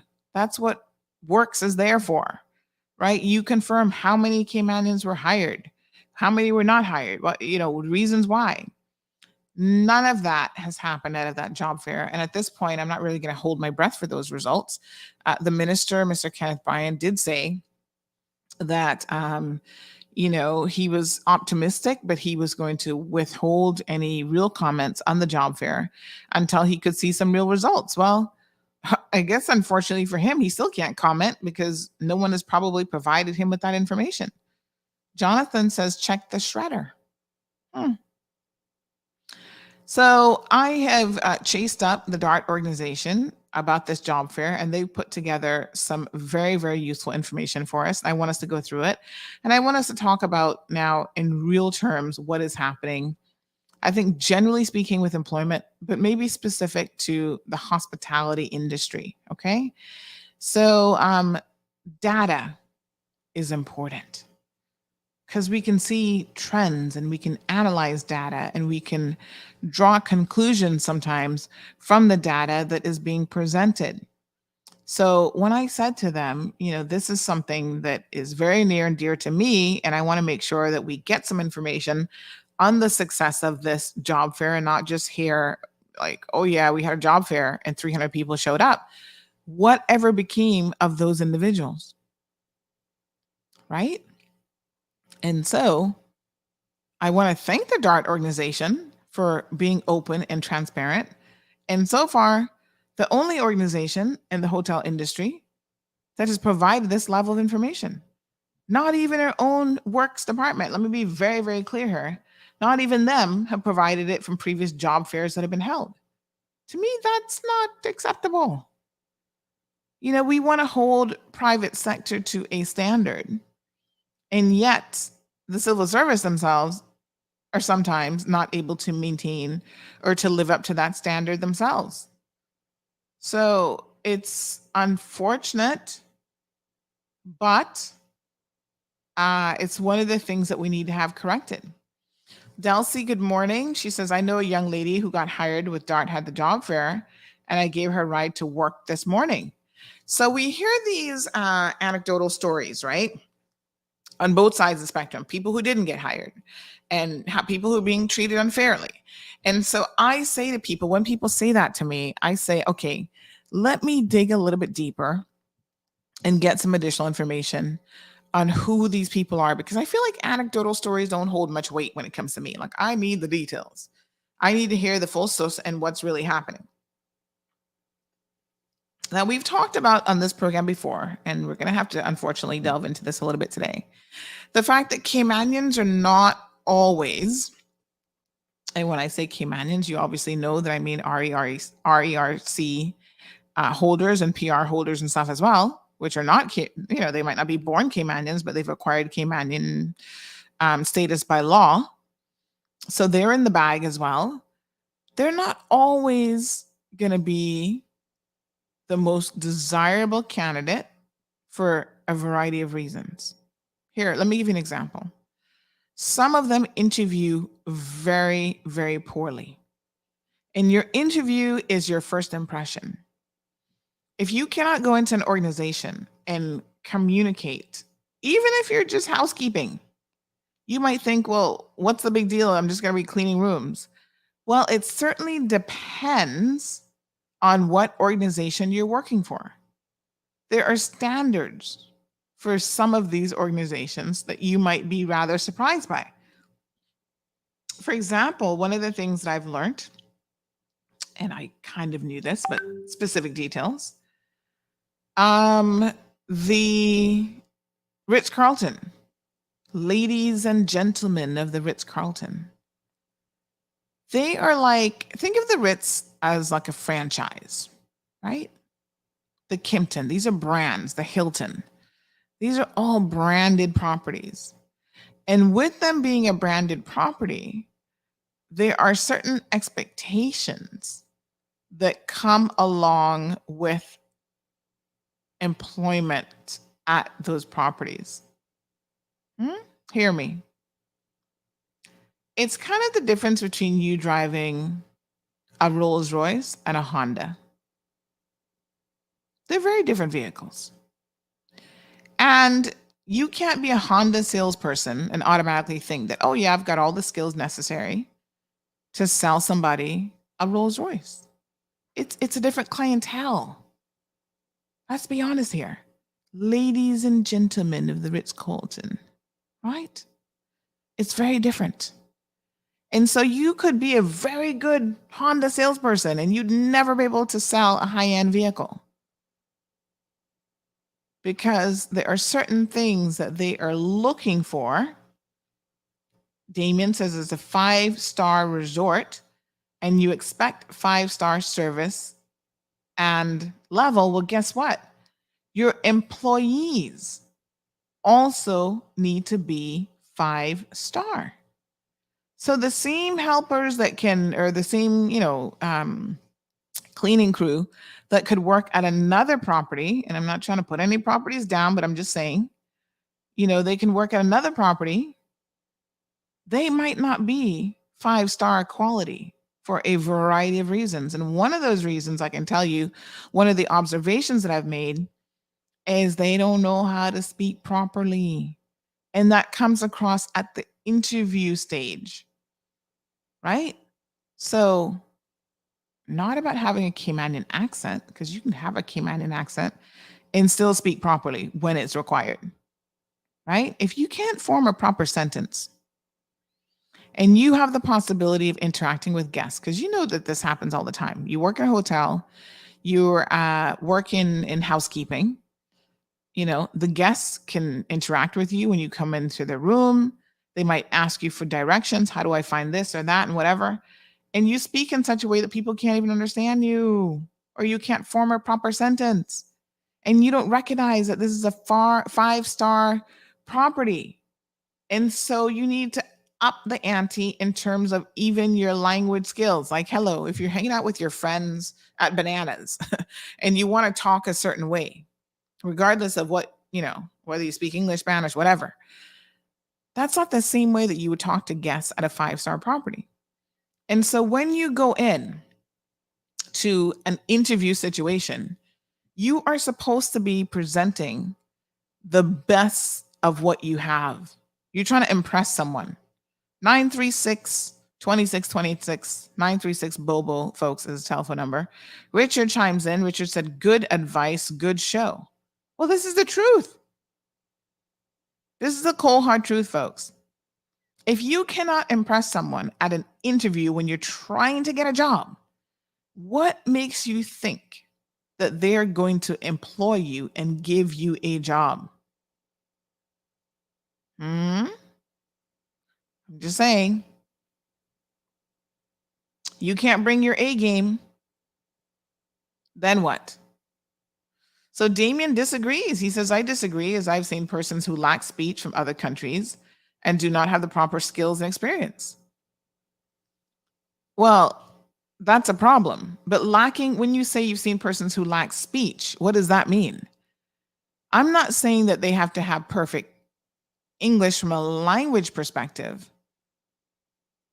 But if they are potentially going to have any front office or front of houses, sorry, is what they call it in the industry, contact with individuals, you need to be able to communicate effectively.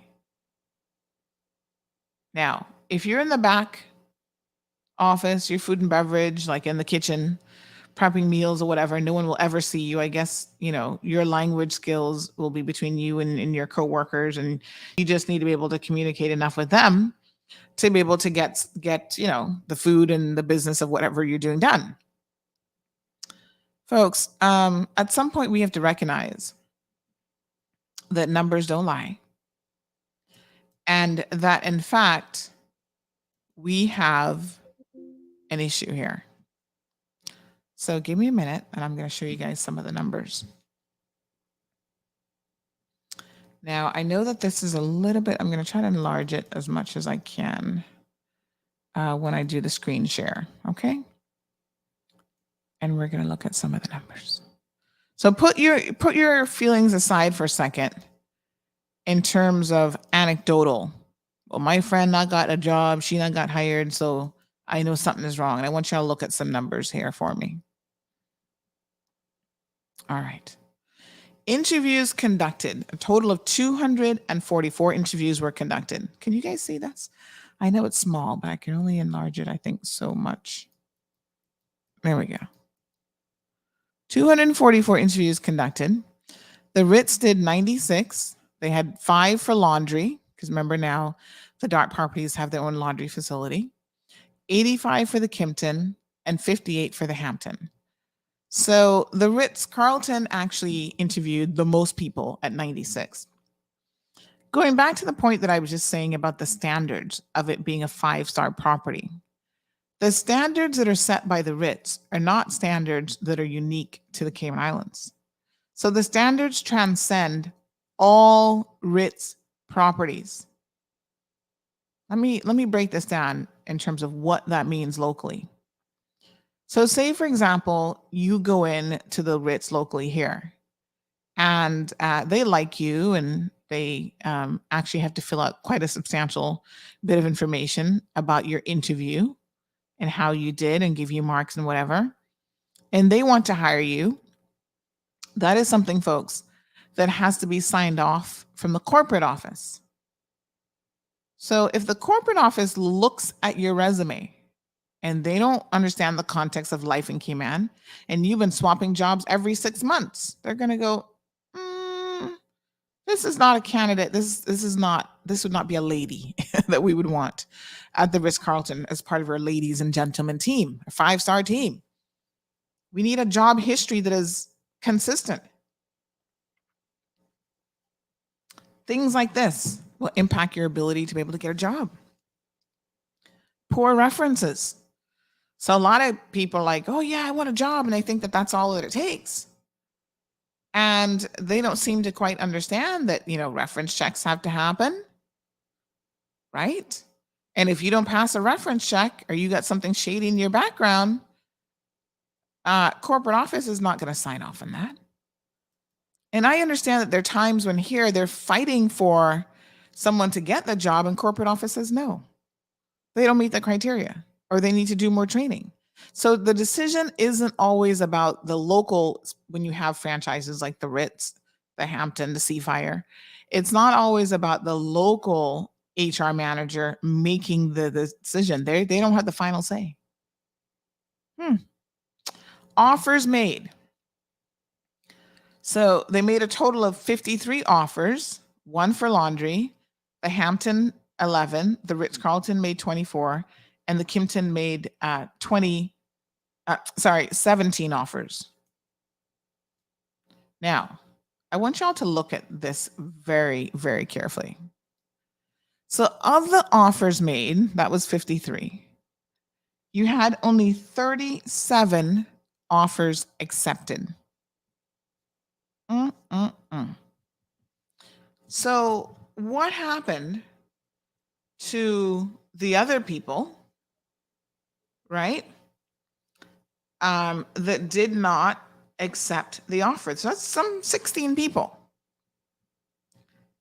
Here is some of the things that no one wants to talk to you about. Some people didn't show up for interviews, or if there was a second interview, they didn't show up. Some people declined the job because they said, oh, I just came just because. Okay. So they're wasting the time of these companies. I already have a job, or I've since found a job and didn't bother to tell you that I found a job. They actually had people who were slated to show up to start work on a particular day and they didn't show up. And when they call them, the attitude is, oh no, I got another job already. And again, a lack of professionalism. So you go to a job fair, you apply for a job, you fill out the paperwork, you interview, and you get a job offer. They say, okay, start on Monday. You mean to tell me that you don't think it's good manners if you got something between then and Monday paying better, or an office job that you really wanted, that you wouldn't at least send an email or pick up the phone and call HR and say, I'm supposed to start on Monday, but I've been offered another job? This is what HR managers, this is some of the things that HR managers are having to deal with.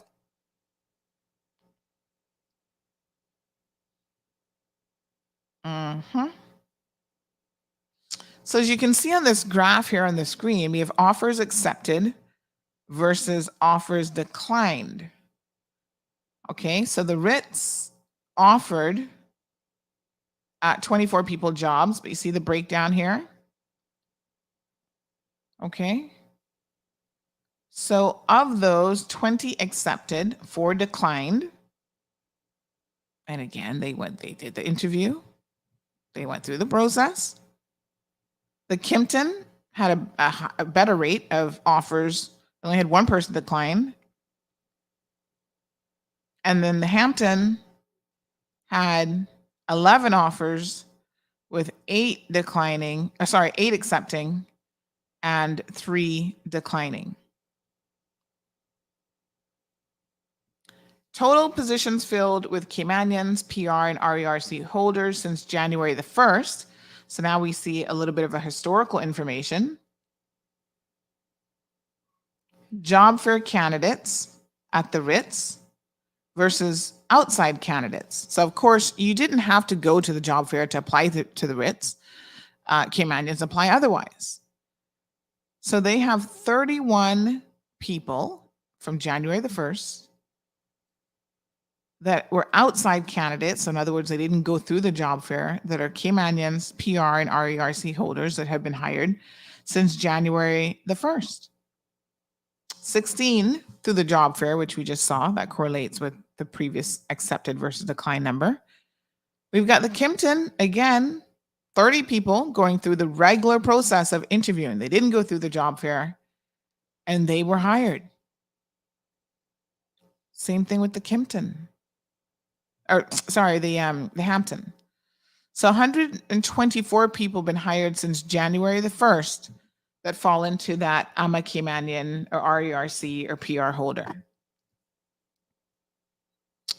All right, career fair performance snapshot. So this is a report from April 2022, April the 8th. So we've had this information now for a couple weeks. It does get cut off here, so I'm going to refer to my email to give you all the details, right? So they had interviews scheduled. So notice, for example, here at the Ritz, that they scheduled 129 interviews. They only conducted 96 because of why? People don't show up for the interview. Isn't this amazing? Someone schedules an interview with you and you don't show up. And then Caymanians are going to sit back and say that these companies don't want to hire Caymanians. Wow. Well, the least you could do if you're actually looking for a job is if you get an interview, you show up for the interview and you do the best job you can. 24 people did not complete the online application. The Kimpton, no shows again. Right? Hampton, no shows. You can imagine 18, 20 people show up out of 65 scheduled. How serious are you really if you can't even show up for the interview? Like, you think someone's going to give you a job when you don't even show up for the interview? So they do have some pending offers out there that people have not yet accepted. Again, offers made, offers accepted, some declined. A bunch of people have actually withdrawn. So they said, hey, I'm no longer looking. I'm no longer in that market. And so that is a very interesting figure as well.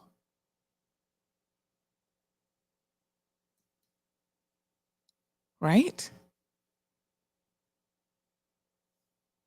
I'm trying to give you a total number for that one. Number of people that have withdrawn. That is a total of 42 people who actually went and withdrew their application. That's a lot of people. That's 15%. Then we have regret or not selected, 32%. 5% declined, 19% offers made, 13% accepted, and they still have 5% pending. Now we go back and look at the historical numbers for January. Oops, my apologies here. Let's try to bring this back up. There we go. Positions filled through January. And again, we see some numbers there by property. So at the Ritz property, we've got 47, 39 at the Kimpton, 18 at the Hampton, and then laundry 20. That's where they get the 124. And they have done a follow-up with candidates without interviews. That was 78 people. So 28% of those individuals. And some 31 people got referred to the central laundry facility. And so that was 11%. So they're still waiting on some of that. So some candidates, it says, note that an additional 4 candidates contacted and did not reply. So let's talk about some of the issues here that they found, right? So it's fine if you find a new job, that's one thing. If you got offered a job and you declined it, that's your right to do so. You had people with non-working emails, providing email addresses that didn't even work in the first instance. So now the employer has to figure out how to contact you. You had people who wasn't answering the phone, so they put down a phone number, and when they'd call, you'd get no answer. They'd leave a message, no response, no follow through, no nothing. And again, these are people who claim that they're unemployed and they're actually looking for a job. I'm wondering if they're serious, or are they on that list of names that we saw for the tourism stipend, and they just want to be able to tell works that, oh yeah, I went to the job interview and I did fill out a form. Didn't complete the form correctly, didn't leave a correct email address, not answering your phone when people call you, not showing up for interviews, and all of that stuff. Like, really? And yet, we're sitting here every day, me too, going to bat for Caymanians, saying, oh, they need to be getting the jobs. Well, in order for you to be getting the jobs, you need to be doing your part. So here are some of the notes that came as to why people were not considered for employment or hired. A number of candidates withdrew their applications either before or after they were interviewed, and or made job offers for various reasons, including that they found another job, no longer interested in working in hospitality or the hotel, personal plans changing. So one or several of them said they had to care for an ill family member or they were leaving the island. A number of candidates did not return calls. So here we go again. You claim you're out there looking for a job. Not only should you be answering your calls professionally, but if you miss a call, you should try to listen to the voice note where it says, oh, this is Sandy from the Ritz-Carlton giving you a call. Could you call us back, please? We'd like to schedule an interview. And if you don't do that, the only assumption that can be made is you're actually not interested. So in some instances, they were calling to obtain additional information after the career fair, as well as to follow up after being interviewed to get information for reference checks. And some people are running from a reference check. Let's be honest here. They don't have a good history of employment, and they still show up at these properties and think, oh, I can get hired at the Ritz and have poor references or can't keep a job. I ran into a young man there at the job fair and I said, hey, young man, family to me. I said, what are you doing here? Oh, Miss Sandy, I'm looking for a job. I said, okay. Well, what happened to your last job? I'm just curious. Oh, I got fired because I can't remember what you got fired for. Not showing up, late, smoking pot, I don't know. And so I said to myself, wow, this is unbelievable. And you're coming to the Ritz for a job and you really think that they're going to hire you after you were fired from your last job? I'm just saying, logical thinking here might tell you you got a problem. And I said to him in passing, I said, young man, I don't know, he's probably 20, early 20s. I said, I want you to think about something. In this day and age, years ago, you could get fired from 10 jobs in a year as a Caymanian and go out there and in 2 days find another job. I'm like, that no longer happens for a variety of reasons. And what you're doing is you are soiling your own reputation by going out there and constantly getting fired from your jobs.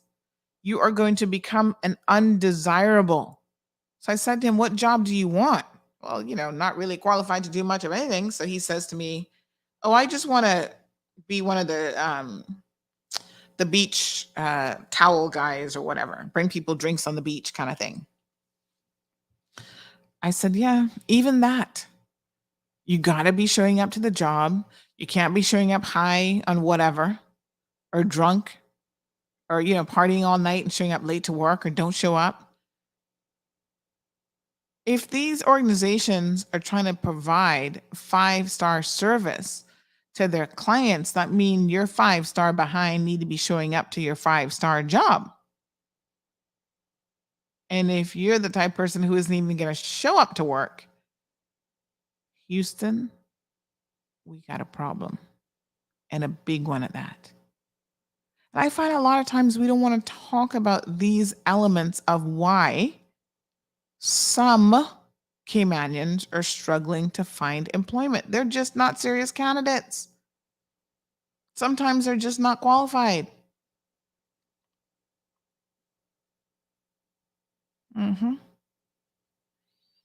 Attempts were made to get additional information for placement from candidates who did not have interviews scheduled following the job fair. Initially, follow-up emails were sent to 78 persons, and only a handful of those candidates responded. Again, not even checking emails. Oh, well, I use my sister's email, you know, and she's in Northwood. I'm like, or Fairbanks or whatever. Okay. You need to have an email address of your own that you can check.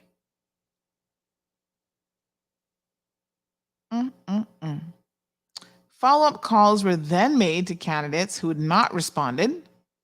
How much do y'all expect these companies to do? So they email you, you don't respond. Then they follow up. This takes time for HR departments in addition to all their other things that they have to do. So you don't follow with an email, they follow with a phone call. They say in their notes that this led to more positive responses. However, in a number of cases, candidates did not answer the calls and did not call back despite messages being left on their phones.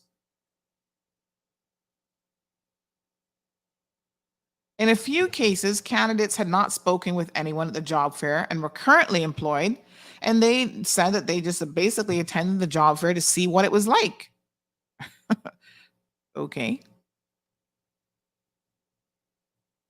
I guess, you know, nothing wrong with checking out to see if the grass is green on the other side.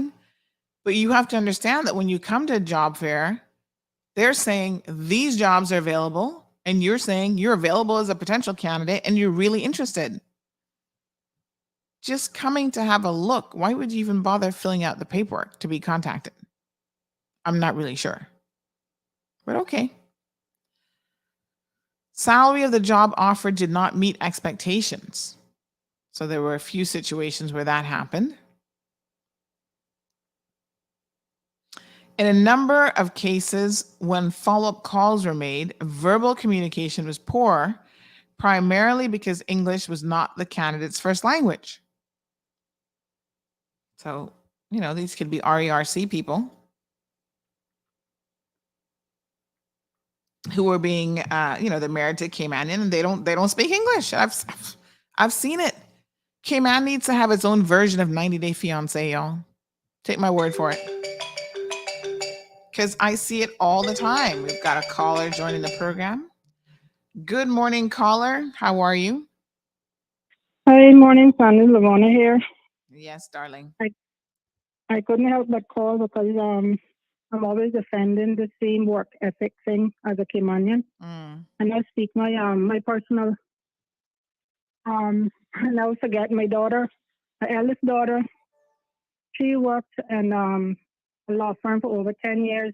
And she came home one day. Since I had the restaurant, she said, Mom, I want to take a break from out of the corporate world for a little bit. I want to help at the restaurant. But before that, when she graduated high school, I said to her, I give you 3 months to get a job. The reason I'm saying this is I think some parents spoil our children too much when it comes to handing out everything. I worked. I didn't have to, but I did it and still doing it. When I was in primary school, back in the day when Kirk Supermarket used to be at they were First Caribbean Bank is now. I was in primary school, maybe 7, 8 years old. I used to do bagging. I didn't even have plastic bags at the time, just paper bags. And I used to go out and bag on Saturdays. Mr. Renwick's still there today. But I always had 2 jobs from high school. As I came out of school in the evenings, I went over to Hurley's, which is just across the road here on Walker's Road. I obviously lived on Walker's Road all my life. I paid for my own graduation gown. I paid for my ring, my graduation ring. I paid for everything for myself. Didn't have to again, but I did it because that's how I was bringing up myself. So I tried to instill the same thing into my children. So my one day, I came home, the 3 months were up for my daughter. Came home from work, just surprising her. Didn't make no bother. Now we're coming home. TV was on, radio on, everything was on, and she was telling about it. It's because the truth. So I walked in her room, and I said to her, I said, you got a job yet? She said, no, Mama. I said, are you looking?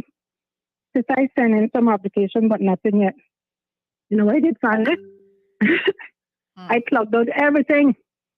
Pulled out the TV, pulled out the computer, turned off the radio, turned off the air condition, everything. And I said, and I had to do it because if I didn't put my foot down, she was going to be another statistic of our Caymanian children. I said, none of these things are going on till you get a job. And she thanked me for that because she did get a job. And then, like I said, she was in the law firm. All my children were bright, thank the Lord. And then when I have the restaurant now, and she's who's there. Obviously, she's not making nothing near what she was making in corporate, but she's happy. And I keep saying that because I say that to her, you know, how she never tried to say, no, Mama, I'm good, I'm good, I'm happy. I like interacting with my customers, ABC, whatever. Same thing with my son. My son is 27. He lives abroad with his father now from he was 14. But every summer or Christmas and he came home, he said to me, Mama, especially summers, he said, Mama, if I coming home to sit idle, I'm not coming. Took it up on myself, got him a job at Cox Lumber. So every summer he came home, he came and he worked. And I tell you, I used to laugh at him. We used to always say he was stingy, not knowing that what he was going to do with his money, he wouldn't spend $1. And he refused to come and ask me for money to go out. One night I said to him, I said, you want to go with your friends? He said, $50. He said, no, Mama. If I got to take money from you to go out, I'm not going out as a man. So I think I grew my son very well. And now what happened when he was to go back home, he used to take the money that he worked here for in Cayman. When he went back to Atlanta, he paid his school fees. You know, and unbeknownst to me, when he would message or call and say, Mom, I only got $200, $250 left, then that would be split between myself, his father, his aunt, his grandmother. Everybody chipped in and paid that little difference left. So what I'm saying is that if we don't put our foot down as parents to try to do the right thing from the beginning, our children can just sit down and just, if they're going out, Mom, I need $50, I go into the club. No, that's not gonna happen. No. Right. No. So you go work. Same thing with my baby, my youngest one. She just turned 21 recently. She excellent at school, excellent with her little stuff that she's doing. Again, she was working for the summer, got her money. She wanted a car. I said, no problem. I'm not buying your car. Go to your bank. Go credit union. Take out your $3,000. You know why you're doing it? Because when you put that $3,000 in that later hand for your car, you got to take care of that car better than if I bought you that car. Right. And let me tell you something, that is a true fact. Because she would clean her car every now and then. You know, do whatever she got to do with it. But when my car and he got service and he serviced my car, she looking up because what did she told it to me? She said, Mommy, you know what? It's true what you said, you know. Because I paid for this car myself. It's my hard-earned money. Right. I got to take care of it. I got to look out for it. So the moral of all of this is, it's hard work, not kill nobody. Sorry. I've been working all of my life. I'm 50 years old now. Then came my neighbors. Next month will be 20 years. I still love my job. I still love walking into the front door, came my neighbors. I still love nothing more prouder than me wearing my uniform. So all the best. That's what I get ready for work. Yeah. I'm very proud when I wear my uniform because I represent the national airline of our country. Right. And I take pride in that. And I just think that our Caymanian people, we need to stop pointing the fingers at the foreigners because our own Caymanians don't want to do the minimal jobs. Again, example, my daughter have her bachelor's, have her degree, but she's in my restaurant making minimal money versus what she was making in the corporate world. But what? She said, Mom, I'm happy. And she shows up every morning, stays there till late in the evening. She don't have to, but she do it. you know, and it works. If she happy, I happy. That the only thing I want for any of my children is they happy. I don't care what I'm doing in life as long as I happen and doing something that's legal, nothing illegal. So I just put my two cents out there that Yes. I just think the parents need, when the children come out of school, put their foot down, give them a time frame, get a job, do not sit in this house, especially if I gotta be getting ready every morning to go work and you sitting out, air conditioner on, radio on, TV on. No. Sorry. Yep. And I think that I am a very fair parent. I never did a lot of talking to my children because I didn't have to. Whenever I said something, they listen to it. I've never had none of my children ever backchat me yet.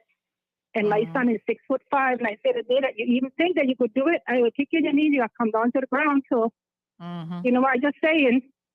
Respect you respect the children, and your children respect you as well. But you also have to give them a start. You cannot hand out everything to them. Yes. No, you can't. And I think Anyway, that, on it. no, I think you made some very salient points this morning that resonate with a lot of us, you know, as parents as well. I mean, obviously I'm just starting out, 5.5 years in, but I think you're right, because even at 5 years old, children get messages very, very quickly when they want something. Oh, mommy, I want this and I want that. Even at 5 years old, if you make them believe that money just grows on trees and they can have anything they want, like, a 5-year-old doesn't understand a whole lot about money, but she's starting to learn. And sometimes she'll say to me, oh, do you have money for this? And I say, no. But then she sees this piece of card that I'm always giving people to pay for stuff. And she's like, oh, well, can we just use your card? And I said to her, but where do you think the money is? I said, the money's in the bank, and the bank is connected to the card. So you can't spend what you don't have. You know what I mean? Yeah, that's another note there. That was my thing as well. That's what I also said to my children. Say, for example, they came, oh, Mama, I want to go Kings. I could go to Kings. I said, first of all, did you ask me if I have money for you to go to Kings? So that was my method with them. Then the face would change. Then I said, you still haven't asked. Ask me, Mama, do you have any money? Can I go to Kings? Right. And then you ask, and I said to you, you have, but do not come and say to me, I want to go this. No, ask me first. Or I'll say, you got money to go? No. I said, oh, well, how you going to get the money? You didn't ask me. So, so that's how I brought my children up. And I thank the Lord. There wasn't no, oh, I need wear name brand this, no, sorry. They wore good, clean clothes, but they didn't have to be name brand stuff. Their hair was cool. They didn't look no worse than nobody else. Children, when they look, I made sure they never look no worse than nobody. Children, worse if they're going to a party. Anywhere you go, and I always say, even now, I say to my children, okay, you're going to go in, make sure I look nice. Right. You never know who you're going to see. Might meet somebody. You know what? You never know. Yes, presentable. So I think I grew them for the good. I think I did a good job considering. And people always praising, especially my younger one. Everybody loves her because she takes her personality from her dad. She's so outgoing and friendly.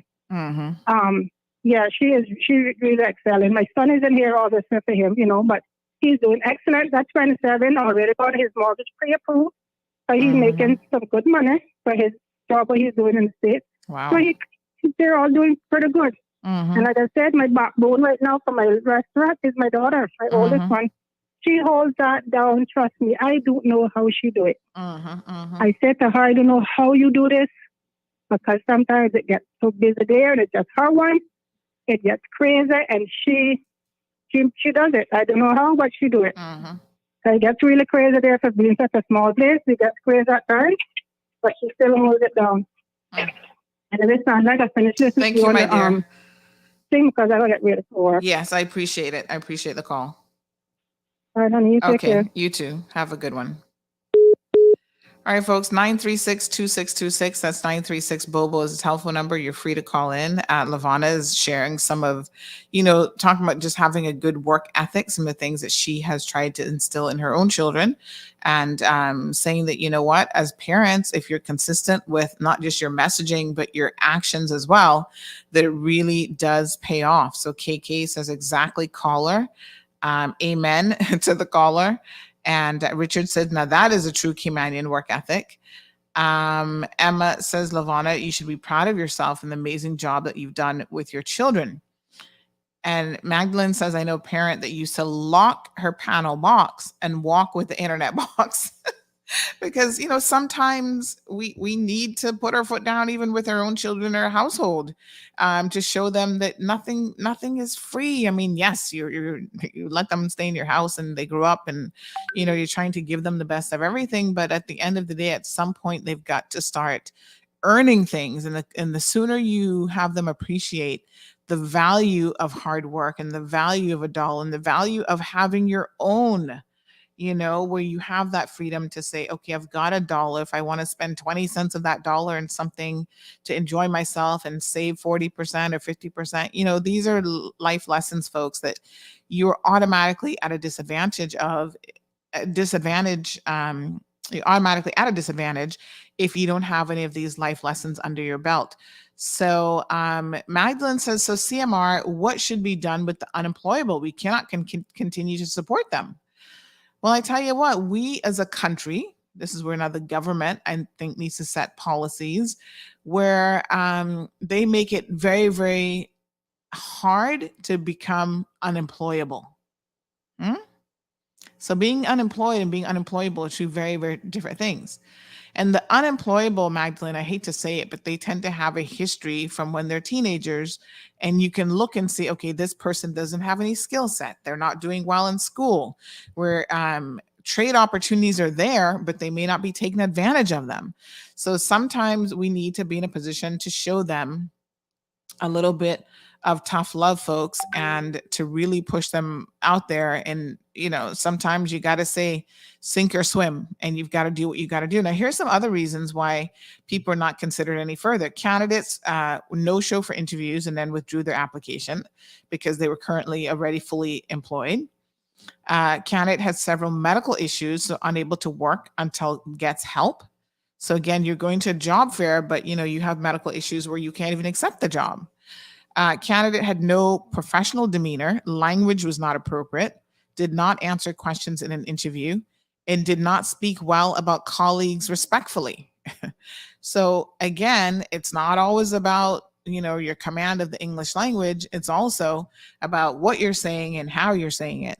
So someone hears you talking about your previous work experience and you have nothing but negativity to say and you're using inappropriate language or whatever during the interview, that is something that is not going to bode well with a potential new employer. I've had employers reach out to me and say, Sandy, we're sitting here watching your program and we are seeing people who've applied to our organizations saying things about, the company on social media. Why do you think that we would want to hire that person? And if you don't think people are watching your social media activities, y'all need to wake up. And I've had conversations with some young people and I've said to them, listen, if you're out there looking for a job, then you need to know that your social media presence is important. So all these pictures of you when you were in high school, throwing up these gang signs and all kind of foolishness, take that foolishness off your social media. Make some adjustments. If you're trying to you want to work in a 5-star facility, your social media needs to either not exist, none at all, or you keep it as professional as possible. Candidates' lack of attention to detail has limited writing skills. Candidate cannot read English. So some people are showing up and can't read English, much less speak it. Candidate was considered for role, but had a police record. Candidate was considered for role, but had poor references. So these are some of the things, folks, Caymanians, that will hold you back. Marshall says, Daddy may have, Mommy may have, but there's nothing like having your own. Folks, all I can tell you is we have a lot of work to do when it comes to employability, even in the hospitality industry. Now that we know what some of the issues are, as Magdalene rightfully said, we need to start addressing those issues. Folks, 9:29 according to my clock. That means that it's the end of the program, now 9:30. I wish you guys a fabulous Hump Day Wednesday. We'll be back here tomorrow to continue your conversations on this topic and many, many more. Keeping you guys updated. This has been the Cold Hard Truth. Nobody's going to tell you the truth like we are. I hope that you guys have a wonderful and safe day, and we will see you tomorrow morning. Thank you for tuning in to another episode of The Cold Hard Truth on Bobo 89.1 FM. Cayman's #1 talk show is live weekdays from 7:30 a.m. Never miss an episode again. Watch anytime on CMR's Facebook and YouTube channels for the latest show episodes. Don't forget to follow us online on our social media channels and visit CaymanMarlRoad.com for all the latest news and community happenings.